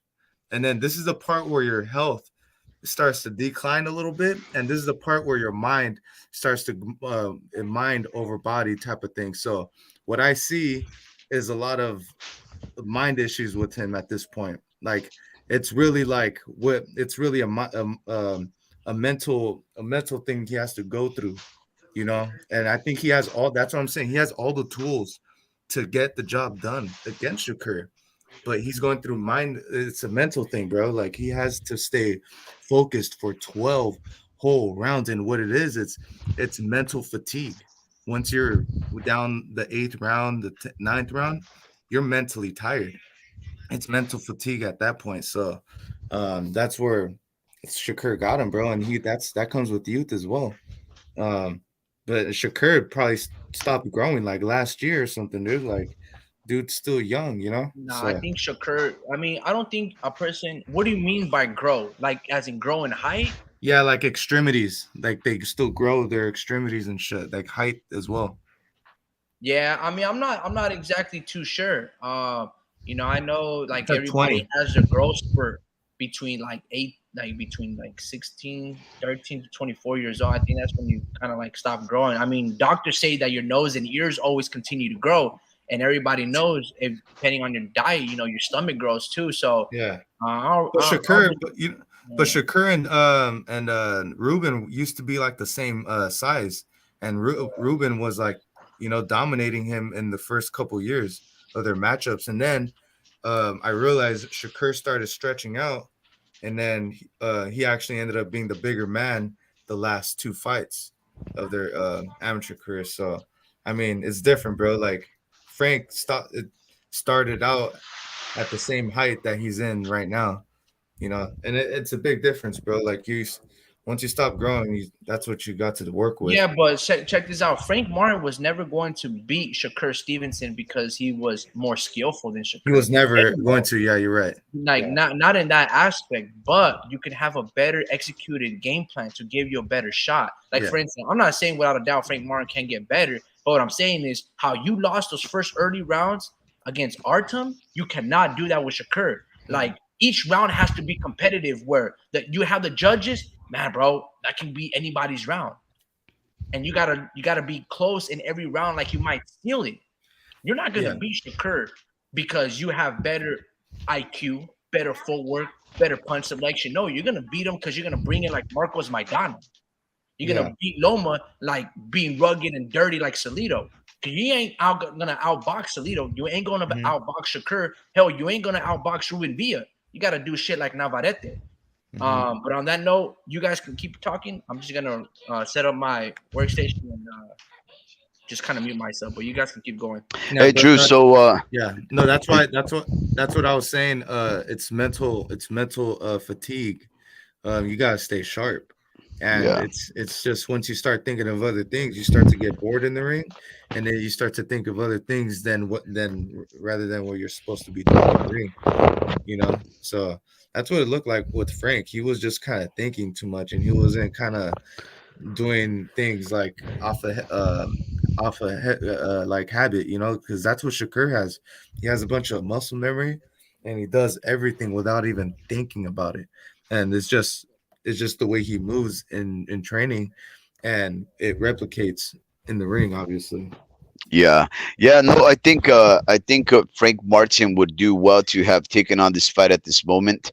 I think even though he didn't look as uh, I don't know, competitive in the first half of the fight against Artem. I think that was mostly because he was taking it too easy, right? He probably wasn't viewing the fight from outside of his body. Like, for example, he wasn't viewing the fight or experiencing the fight as a spectator. He probably thought, okay, this guy's a good fighter, but he's not really doing much to me. He's just, keeping up with me.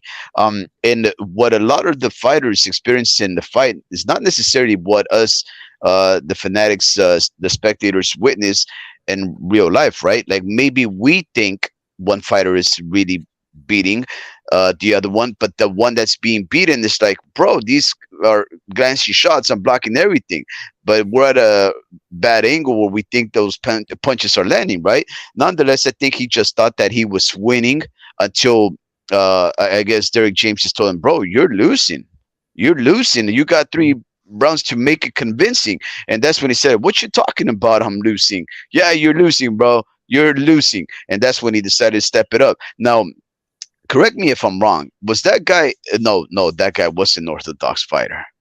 Yeah, he was an Orthodox fighter, but he Yeah, I was think. also an Olympian competitor, right? Yeah, I think he So kept switching. yeah, but no, I think when that fight took place, the homie Ricky and I, we watched it together, and we were we were talking to I think we were talking to my son about how do Mhm. you, as an Orthodox fighter, fight a southpaw, because the Orthodox fighter Artem was doing everything correctly for a Mhm. southpaw the caliber of Frank Martin. So yeah, he was switching, but I think the reason why he was switching was mostly because of the way that he was angling and moving around the ring, that which is another skill in and of itself. But I think having fought in a an orthodox fighter does not preparing for a southpaw.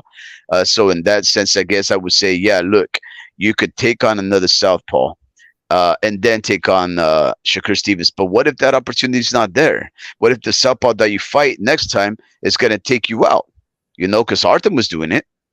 And what Yeah, if so why can't the next guy do it? If you're going to be so lax at your job for the half of the fight, and people eventually get ticked off. Even your promoters, they're like, no, no, no, we need excitement, buddy. And if you're not going to bring it, you know, we don't want to invest in you. So maybe his opportunities won't be there. And I don't know. I just think maybe he should have taken it. The money was the most he because was ever going to make. I just feel like with regardless of the trainer that he would have had, he would have had the same outcome Have in a that great fight. day, Soul Dry. Take it easy. Soul Dry had asked a question. Sorry, Drew. He has Yeah, asked if announcing a fight and backing out, it doesn't look good. Does it look as bad as a loss? And then the he has loss to doesn't leave. look as bad. The loss doesn't look as bad. The fact that you're in the ring with the world class fighter says a lot. Mm, Look at Rolly. Rolly gained all those followers after that tank fight, after he gets knocked out. Like he benefited from that loss, from that knockout loss. Like, dude, that shit made him fucking go viral. So I mean, that's the type of same effect that you'll get from Shakur, because Shakur's just at another level. Like he needs to realize that no matter, regardless of what Frank Martin does in the ring against Shakur, it's not going to be enough to beat him. And I feel that wholeheartedly. I just feel Yeah, like he's levels above him, and he needs to accept it and take the fight, because there ain't nothing ever that he's going to be able to do to beat yeah, Shakur. And that's the thing. He needs to strike when the iron's hot, because Shakur is just, it's like in the way, right? It's like in the way. It's like you're just gonna fight in the way to put him on your resume. He's gonna run you over, and he's gonna move the next division. So you just need to put him in your resume, because he's gonna be out. He's gonna be out your way pretty soon. So why not mhm, fight him? You know, um, Shakur's gonna be out 135 once he clears everyone out. Hopefully he fights, you know, a good, a Tank or Dev. I doubt Devin, but I guess Tank now. I hope he fights him, but we'll see what happens. If you don't fight him, just let him clear that division out and just let him move up to 140. And I feel like Frank would be that next guy up after Shakur once Shakur gets out of that division, and Tank as well, I guess. yeah. Like he's I like your yeah, response though. yeah. How a loss on an actual fight, it would benefit you more than having walked away from a fight, Yeah. especially because one makes you look like a duck, right? Mhm. um and the other one, at least, like you say, we fans can be forgiving about Mhm. a loss. What matters is that you made the fight happen. This Mhm. is why we have fighters like Derek wait, no, didn't White. Yeah, Derek Chisora and Gabe Rosado, who just keep on fighting, and we continue to support him because they're giving us fights. Mhm. Um, and that just goes to show and it should be used for most fighters to think we boxing fans can be forgiving. We Yeah, do forgive them. Charlo's gonna get those same effects too. He's gonna benefit regardless of the outcome of the Canelo fight. Like he's gonna Yeah, yeah, benefit yeah. from it. But You know? yeah, but in that case, it's all plus plus for Charlo. It's Yeah. all down. It's all bad for Mhm. Canelo. Yeah. I mean, in fact, if Mr. Vince Vargas is still around, I wanted to thank him for something he pointed out the other day, and I was just playing the devil's advocate, but he was very smart and attentive enough to have caught on to the fact that I am divided as a boxing fan because of two main concepts, two main ideas. One, I love and cheer for the underdogs all the time, right? And secondly, I don't like rematches, right? That under no I no and under no conditions except a draw do I want a rematch. So, and I also want fighters to climb up the ranks, not skip the lines and hop on to other divisions just for the money.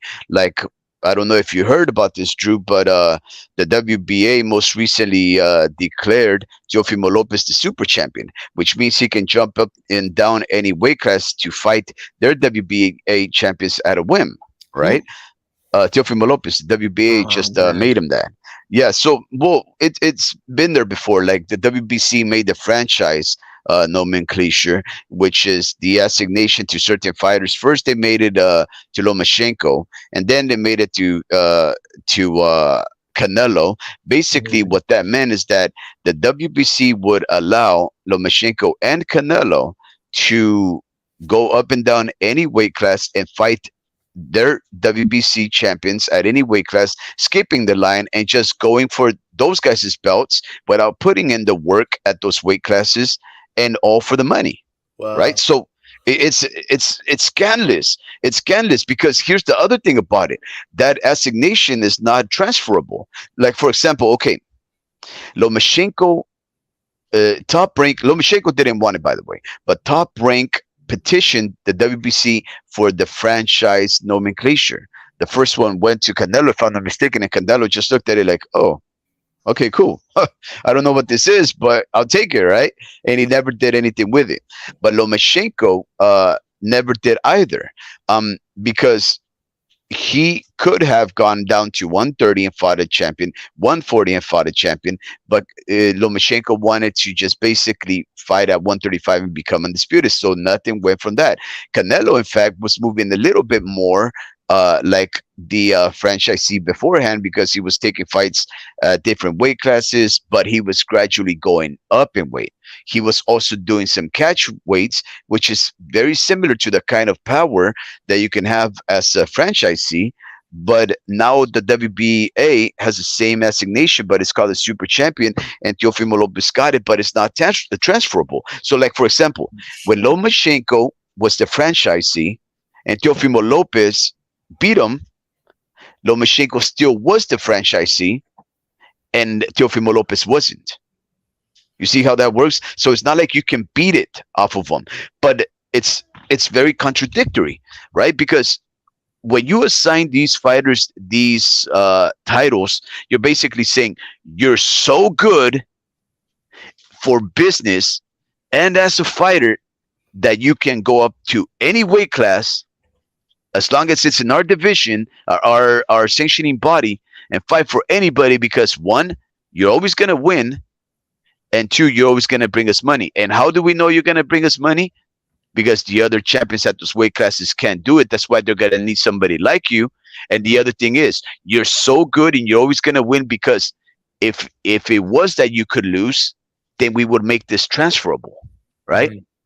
And it was stupid, because if Teofimo Lopez proved that Lomachenko wasn't what he was being made out to be by being assigned the franchisee, then why didn't they make Teofimo Lopez the franchisee then? Yeah, I don't know. Maybe they couldn't trust him. I don't know. He's a weird guy. He lacks like a lot of presentation, but out of all people, man, people like Teofimo, he gets treated like that. But I mean, he does actually puts butts in seats, so that's his value right there. And he has that whole takeover brand, and he's asking for 100 mil.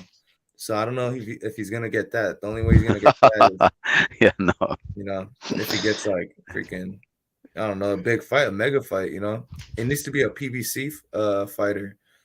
But Terrence Crawford, but I don't know. He ain't never gonna get that money. So who knows, man? Because the way he's talking, acting like I thought he was like retired. I do see him in the gym a lot, so he stays fresh. Yeah. I just thought the reason I brought that up, Drew, is because um, Gervonta Tank Davis has been moving as the franchisee and the super champion in 135, 130, and 140, but he's just not fighting the real champions, right? But he's moving like it was, and nobody gives him credit for fighting the lower ranked baby belt holders. So when you assign somebody like Teofimo Lopez, who's already moving like a super champion, but doing it the right way, climbing up in weight, fighting some,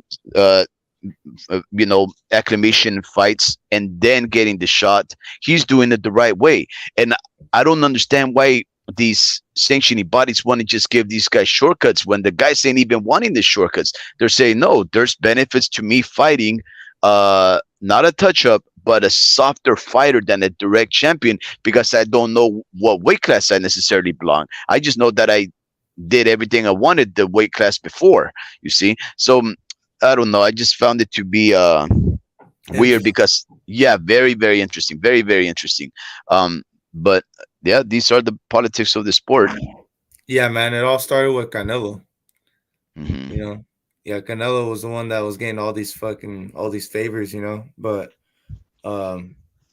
yeah, man, people like they're favoring people like Devin as well, he's actually still the unified champ at 135. So don't know why he would do that. It's a little, I don't know, like, you would have to commit at this point. Yeah, you would have to commit. And that's sorry, Drew, sorry. Yeah, you can't be like holding the belts for too long, unless you're planning on fighting for those belts, but it's really just Shakur, and he already turned down the 25%. So he's gonna Jeez. either hope for Devin to vacate all the belts or or something, man, because he's paying a fee just to keep those belts. Hmm. So he's also his own promoter, so he moves his own money around. So however he's doing that, um, he's probably managing it well. But yeah, he can't be holding belts over. He has to have yeah, he has to. I think he's trying to see how he looks at 140. Honestly, that's why he's holding on to 135. Because what if he's just what if he just takes that fat L? And then he's gonna be like, well, there goes me, Yeah. trying to fight for anything at 140. Let me just move back down and get my worth, get what I can, at 135. As far as those potential fights, probably, he'll probably end up if he loses to Regis, he'll probably end up giving uh because the Shakur fight would still be hot, so I'm pretty sure he would work with Shakur, and probably give him a little more than just the 25. But Devin did say it would be his all-time career career earning, because it would be actually more than his last three fights combined.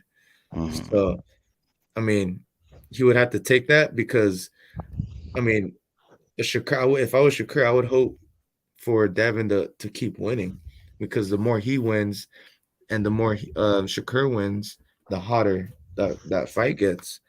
You know, they just got to be more patient.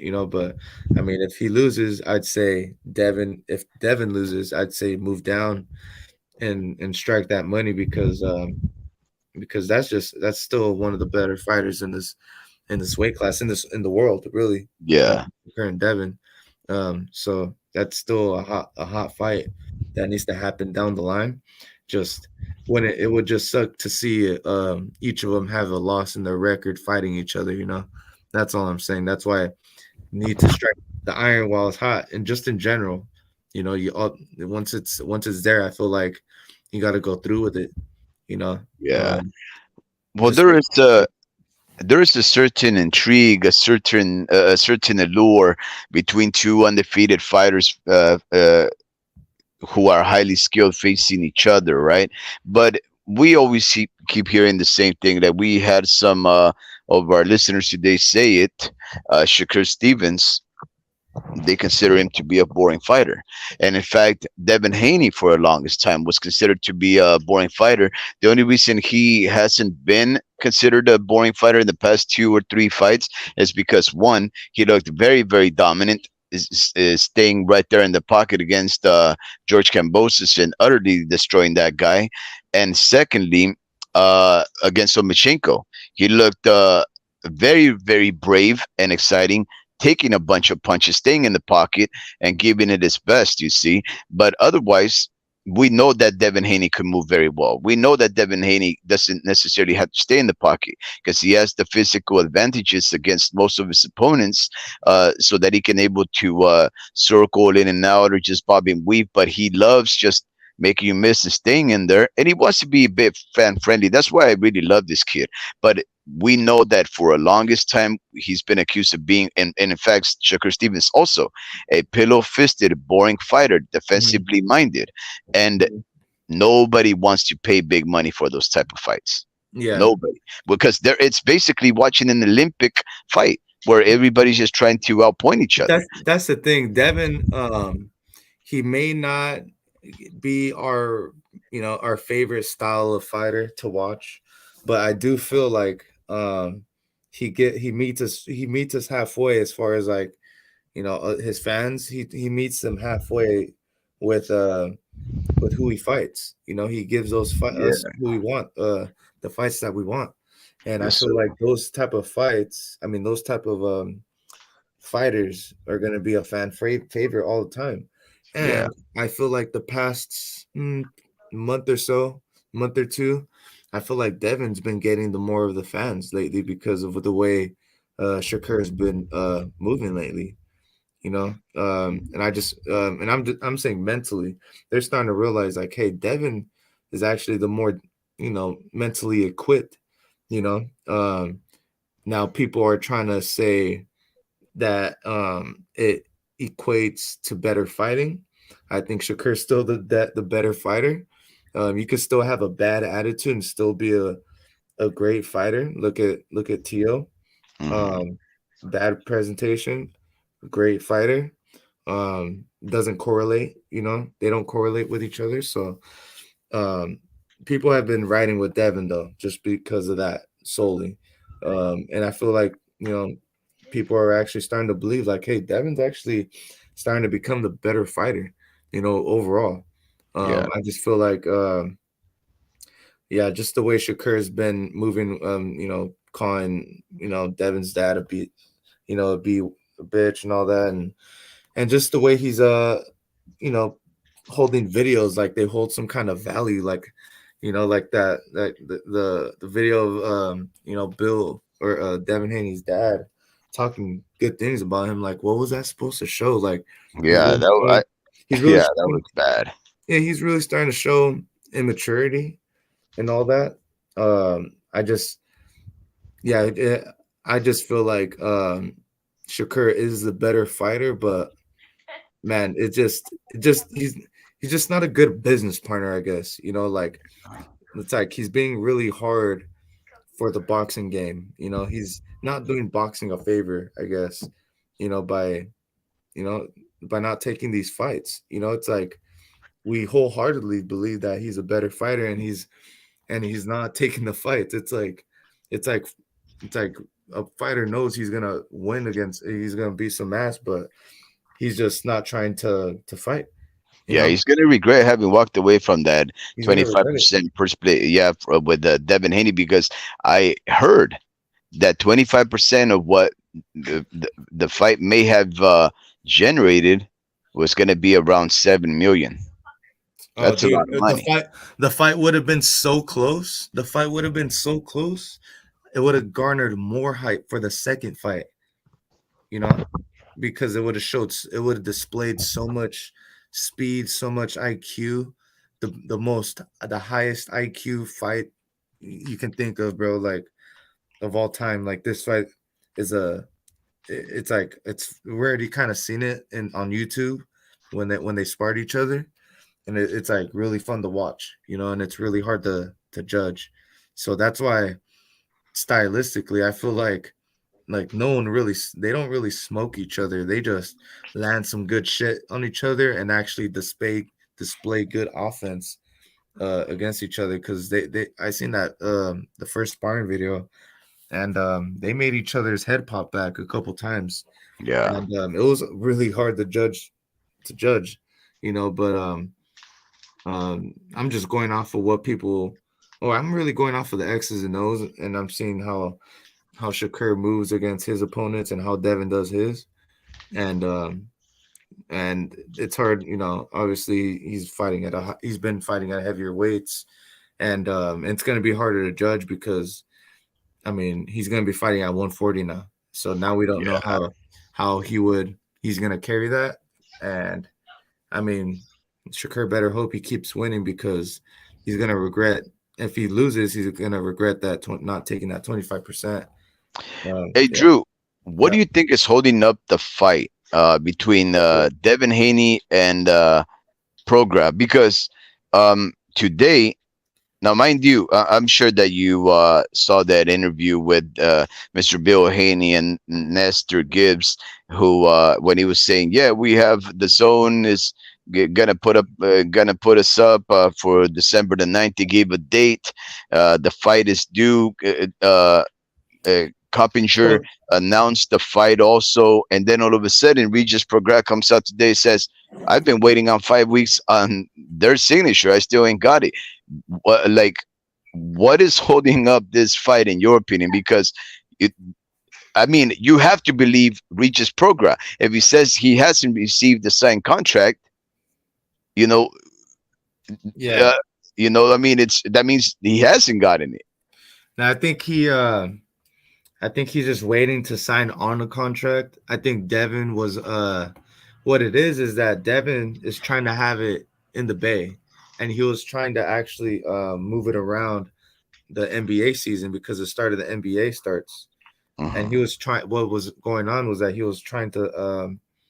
I think he was trying to wait for the NBA schedule to come out, and then to see how that was going to go down. And he was trying to see what date he had available for the Chase Arena, which is where the Golden State Warriors play at, the Chase Center. And Wow. yeah, he Are was you gonna waiting for. go if it takes He was, place there? Are you gonna go? well, yeah, I was gonna buy some tickets for us if they're available and if they're cheap enough. I'm gonna just get a couple of them, but I mean, I'm still waiting for the announcement and all that, you know. Yeah, So I don't like watching fights uh in person. When I have gone to, I've seen Robert Guerrero at the SAP Center. I seen Andre Ward in Oakland, and they've always been ringside. Not like I'm judging the fight, but it's been like you know, close, mhm. 20 feet or so, 25 feet or so. It been very, very close. Because I think the best seat in the house is always going to be your 60, 70, 75-inch screen TV, where you're contracting specialized and professional cameramen to capture the best moments of a fight, right? Um, you have all the luxuries at home. You can do whatever you want. Get yourself a beverage whenever you want in the cheap, and you get to hear a lot of what's going on that you really don't get to hear when you witness an event real life, right? And we had a couple of our listeners talking about how they hate watching fights because of the commentators. They're god awful, is what Larry Liston said, and Soul Dry had mentioned that they would love if they could just have the audio of the fight taking place without the commentary to see what the punches sound like, what the audience sounds like when a punch lands. And I think that's a very a great idea. At least give us the option of just sound only. But I'll tell you one thing: when I've gone to watch fights, they have to be right then there, right where I could see the best of the action. If not, I don't really enjoy it. And even though I was very close in the Andre Ward fight, there was still a bit of an angle in my view where I couldn't see a lot of the action because of the turnpike. I mean the turnstile blocking some of the action. So I was like, oh, I was so turned off. So I said, okay, I'm gonna watch fights from now on going forward. But here's the thing, though: if that fight takes place over here in Northern California, Mm, I'm a big fan of Devin Haney. I would have yeah. to go.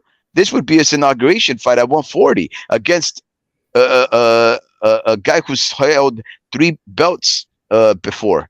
That would be amazing if we got to see that fight. Yeah, no, honestly, it really depends what arena you go to, Hmm. and where you get the seats at. I think, uh, yeah, man, I've been to, let's see, Hyman McGear versus Elon Smith at the joint at the Hard Rock Casino in Vegas, Hmm. and everyone was leveled, so people were kind of in the way, but there was seats kind of up there where you can sit, like a story above everyone, and you'll get A like this, balcony. yeah, the balcony, and you'll get the view of Wow.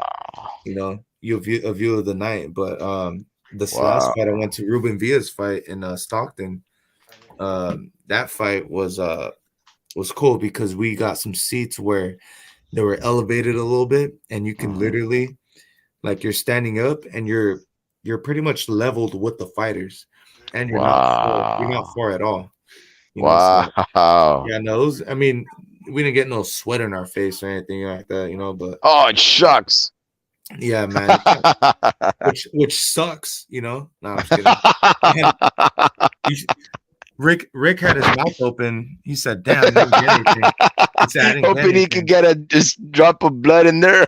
Yeah, nah, Yeah, something like that.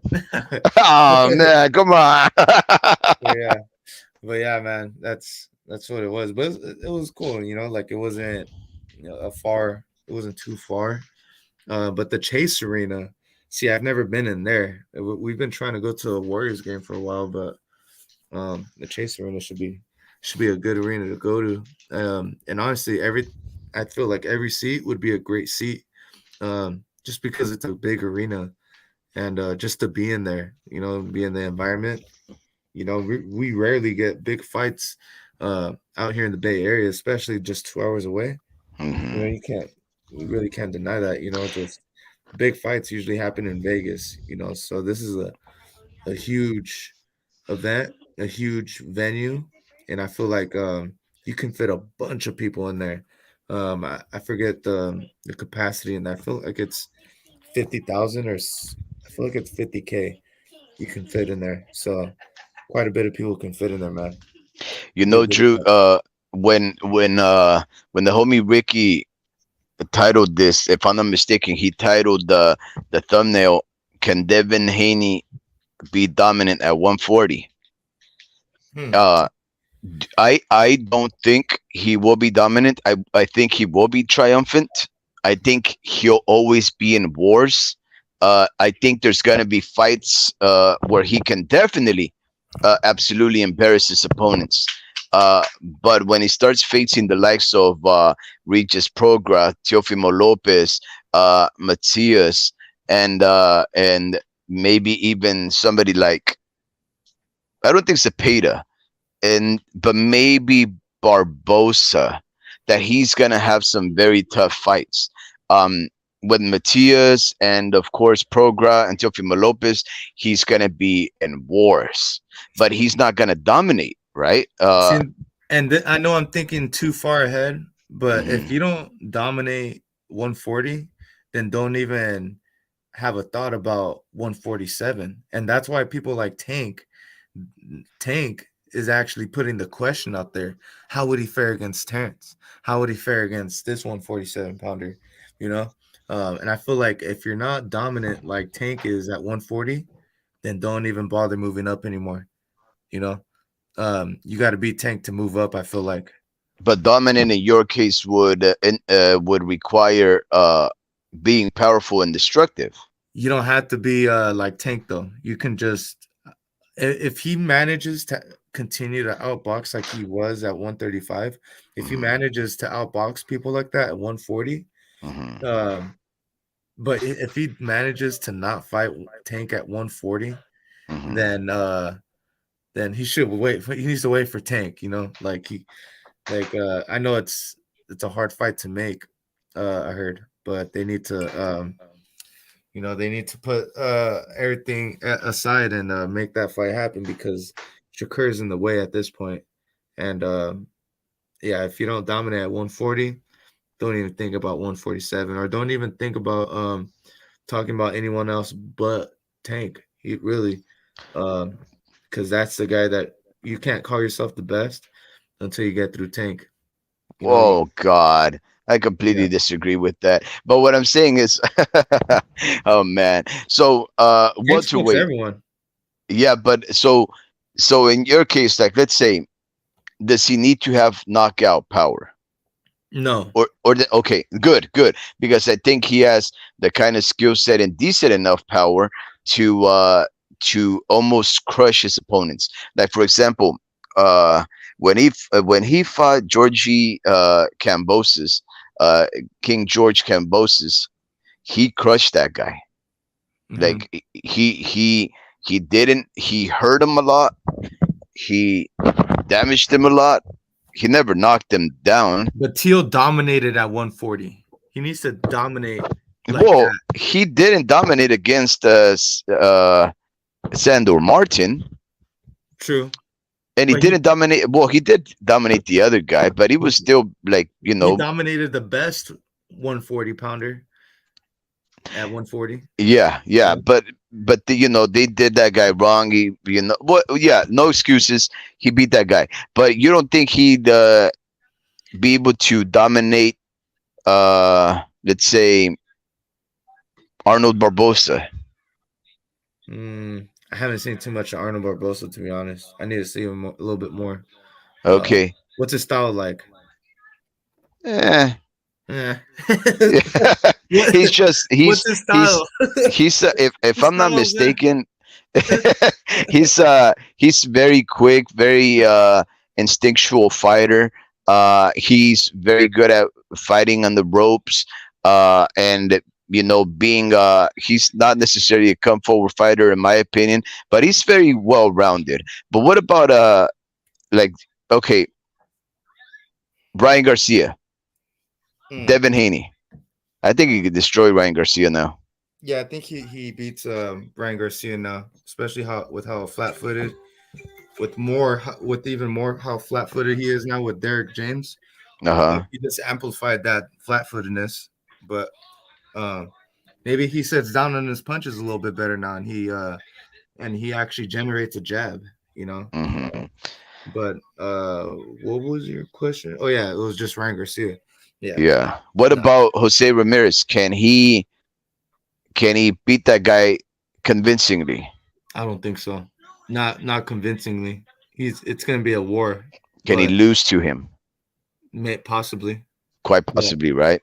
possibly. But Yeah. I think yeah, no, I think he can get outboxed as well though. Just because what I see Josh Taylor do to him, I feel Hmm. like he's there to get hit. Not Yeah. That's the part that surprised me when he fought Josh Taylor fought Tio. He was still there to get hit. I was like, bro, what are you doing? But he didn't want to move out the way. He was moving out the way for JC Ramirez though, but Hmm. he didn't do that for Tio. And I kind of want to say it was like he underestimated him a little bit, but yeah, that's another story. But What about Jack Catterall? people like Jack Catterall against Uh, Devin against Haney. Devin. Nah, I don't think so. He is rugged, but I feel like his IQ lacks. He lacks IQ. He does have the stature to the physicality to beat Hmm. someone like Devin, but he needs to Hmm. outthink Devin. Like this dude just comes out swinging without. He doesn't have a game plan in most of his fights. He most of the time he wants to out phys. He feels like he's the most in shape guy in the world type of thing. And it's like, bro, like, yeah, the wrong mentality. Like, just because you're in good shape doesn't mean you're gonna, beat this guy. Like, you need to, like, he doesn't start slow. He doesn't have a pace. Yeah, Jack, and I actually think and hope Linares beats him, just to get him out of the way. Yeah. What about this one? This one might be interesting. Gary Antoine Russell. Against Devin, Yeah. man. Well, I think there's some rumors around saying that Antoine actually puts hands on like people like Tank and shit like that, but uh, Mm. that's what I heard. He puts hands on Tank, so I think he Antoine's one of those black horses, bro. Like he was that guy in the amateurs, dude, and he's actually 100% knockout ratio right now, and actually he has 8 straight first round knockouts against not just nobodies, but dudes who are fucking legit, So Antoine is actually more than just. I forgot about that about him. He's actually a pretty damn legit fighter, and he's gonna be a pillar, one of those pillars in the sports. He's actually better than he's better than Keyshawn Davis. He's better than those average guys like the Hitchinsons. I know they're different weight classes, but oh yeah, Hitchens is like same weight class actually. Yeah. Richardson Hitchens. He's fighting not this weekend. I think he's fighting 2 weeks from now Mhm. against Sean Cepeda. Yeah. Like Jose Sean Cepeda. Mhm. We talked about it a few lives back. That's an incredible test uh, of both men, really. Not so much Cepeda because obviously Cepeda's had much Yeah. better challengers I and think Cepeda wins. opportunities. Cepeda wins. And there's a level. There's a thing like I've been doing like my research a little bit on those guys in the amateurs. And those guys were just names. They were big names in the amateurs, but there was that one guy, and that was Antoine Russell that was beating all those guys in the amateurs. And one of those guys was Hitchinson's, and then there's like a lower tier of fighters. I'm saying like B level, C level fighters, like Hitchinson's and Shu Carrington and all those guys. Those guys are going to be contenders, maybe even world champions. But Antoine is a for sure world champion soon, type of thing. But yeah, though that's the guy at 140, bro. That everyone stays away from. He's knocking everyone out. Yeah, that's the other Russell brother, right? Yeah, that's the one that Ruben didn't beat. Like he didn't fight him at all. I'm saying because Ruben fought his brother, so people get confused about that. Yeah, there's a lot of Gary Russells. There's 3 of them. Yeah, So There's 3. I thought there was like 8. There's a rumor that Jose Ramirez is going to fight Arnold Barbosa. Yeah, I heard that too. What do you got about that fight? Well, aren't they on the same side of the street? I mean, aren't they being promoted by the same Rick Milligan? I don't know if that fight would really be in their best interest, because Rick Milligan would be in essence risking losing one of his undefeated fighters should Jose Ramirez beat Arnold Barbosa. I don't know. I mean, I'm okay with that fight. If he's okay with the fight, why not? So this fight, I'm hyped because I'm just kidding. I have no idea. I mean, I've never seen Barbosa fight, man. I said this just a little while ago. I said I've never seen him fight. Yeah, I think you've seen him fight. Man. The way JC Ramirez fights, he's there to get hit. Well, actually, guys, switching back a little subject back on Devin Haney. Are you guys gonna go to the Devin Haney fight when he fights up here in Frisco? Yeah, we talked about it. We said yeah. Yeah, but I was gonna buy tickets for us, man, if I get a chance. Shay, oh, how generous of you! Yeah, you just gotta drive me up. By your own, just pay me back. Yeah, he first he said that he's gonna buy him for us. Now he's like, now you owe me money, man. No, just like parking ticket and all that shit. Gas. Yeah, that'll be cool, man. Hopefully, because I think the fight's gonna be on pay-per-view. I think they said it was gonna be on the Zone pay-per-view. If I could get my hands on them. Yeah, it might be price of buying pay-per-view versus going to a ticket. You know what I mean? I doubt they're gonna be expensive because. Any of you guys get info on that? Let me know. No, Ricky. Right now with gentrification and San Francisco being one of the most expensive places in the world to live in, and all these influencers trying to post their whereabouts on Instagram, yeah, those tickets are gonna go for a hefty price. Nah, I don't think so. I don't think so. I think maybe 50, maybe like cheapest. If we get lucky, like 20, like 30 to $50 cheapest maybe. But you're not down to get like $150 ticket? Yeah, that's what I'm talking about. Well, for that fight, guys, I'm saying I have to be at least no more than 30 feet away and like a direct shot for the action. If it ain't there, I'm not getting. That's expensive. That's okay. If I'm gonna go anything 30 feet like that, that's gonna be expensive, man. How about 40 feet?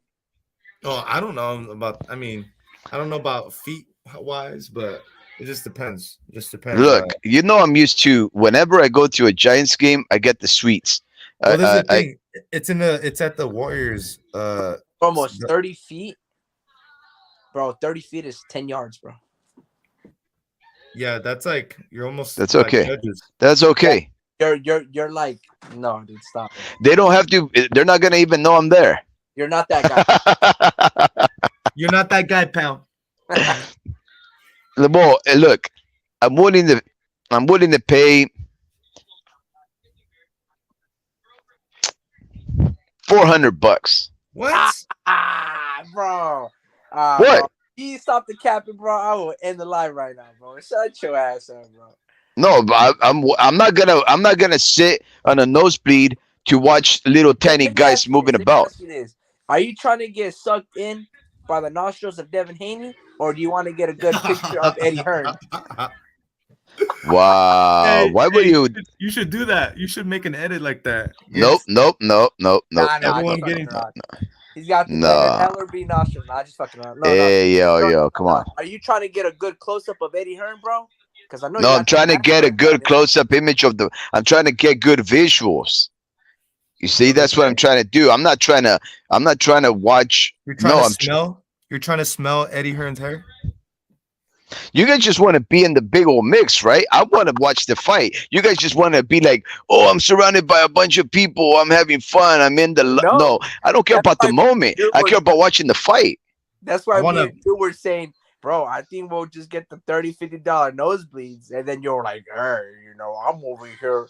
I'm Himothy. Look, And when I I get used to all my go, power. look, when I used to go to the Niner games, I would always get the VIP suites, right? I never had to pay for them, but I always got them. When I've gone to the Giants game this year, they've always been at the Alaska Airlines suites. So what I'm saying is this: when you get spoiled and you have quality seats, you don't want to go down and take a back step. It's like I've told you guys before: when you have money and you're making money, you don't accept any lower pay. You keep going up. It's the same thing over here, guys. I'm just gonna get the best seats. You guys can like watch me Well, in you the front row. clearly haven't read Rich Dad Poor Dad.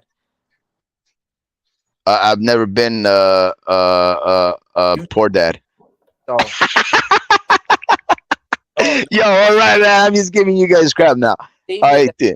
said, or making more money there before I buy bigger stuff. That's the mentality of the poor dad right there. Well, look, Yes. in that case, I'll be the rich dad, and guess what I'll do?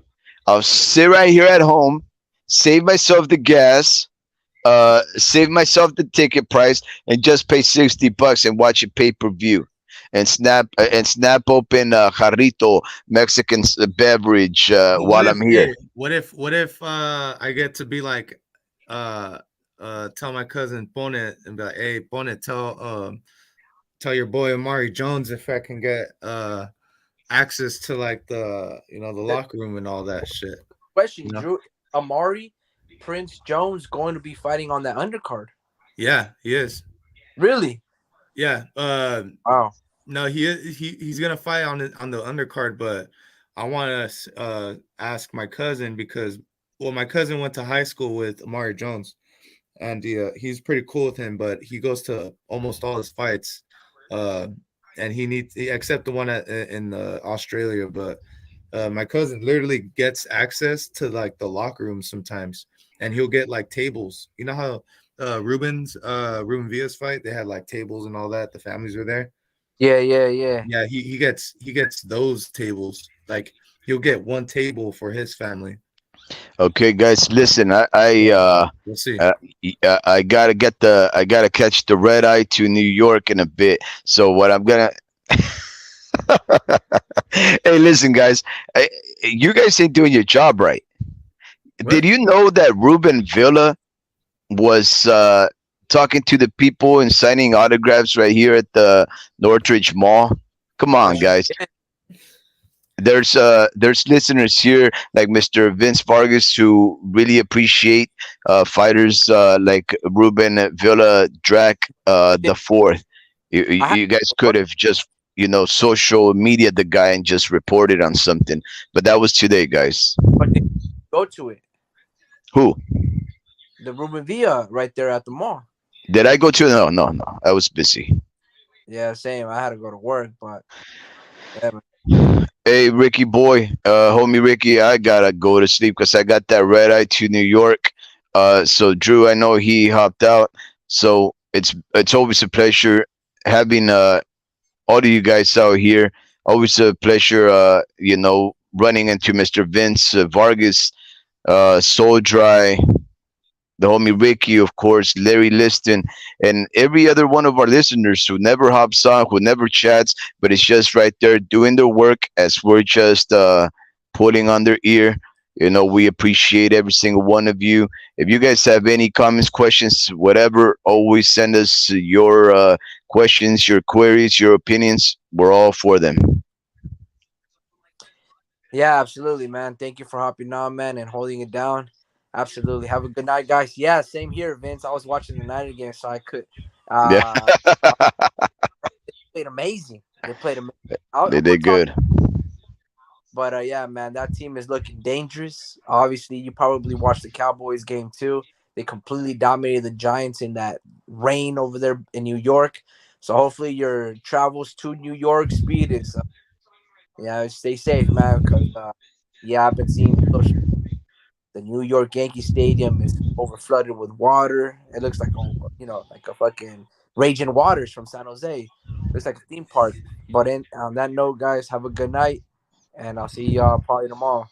All right, homie Ricky. Good All right, night, good. everybody.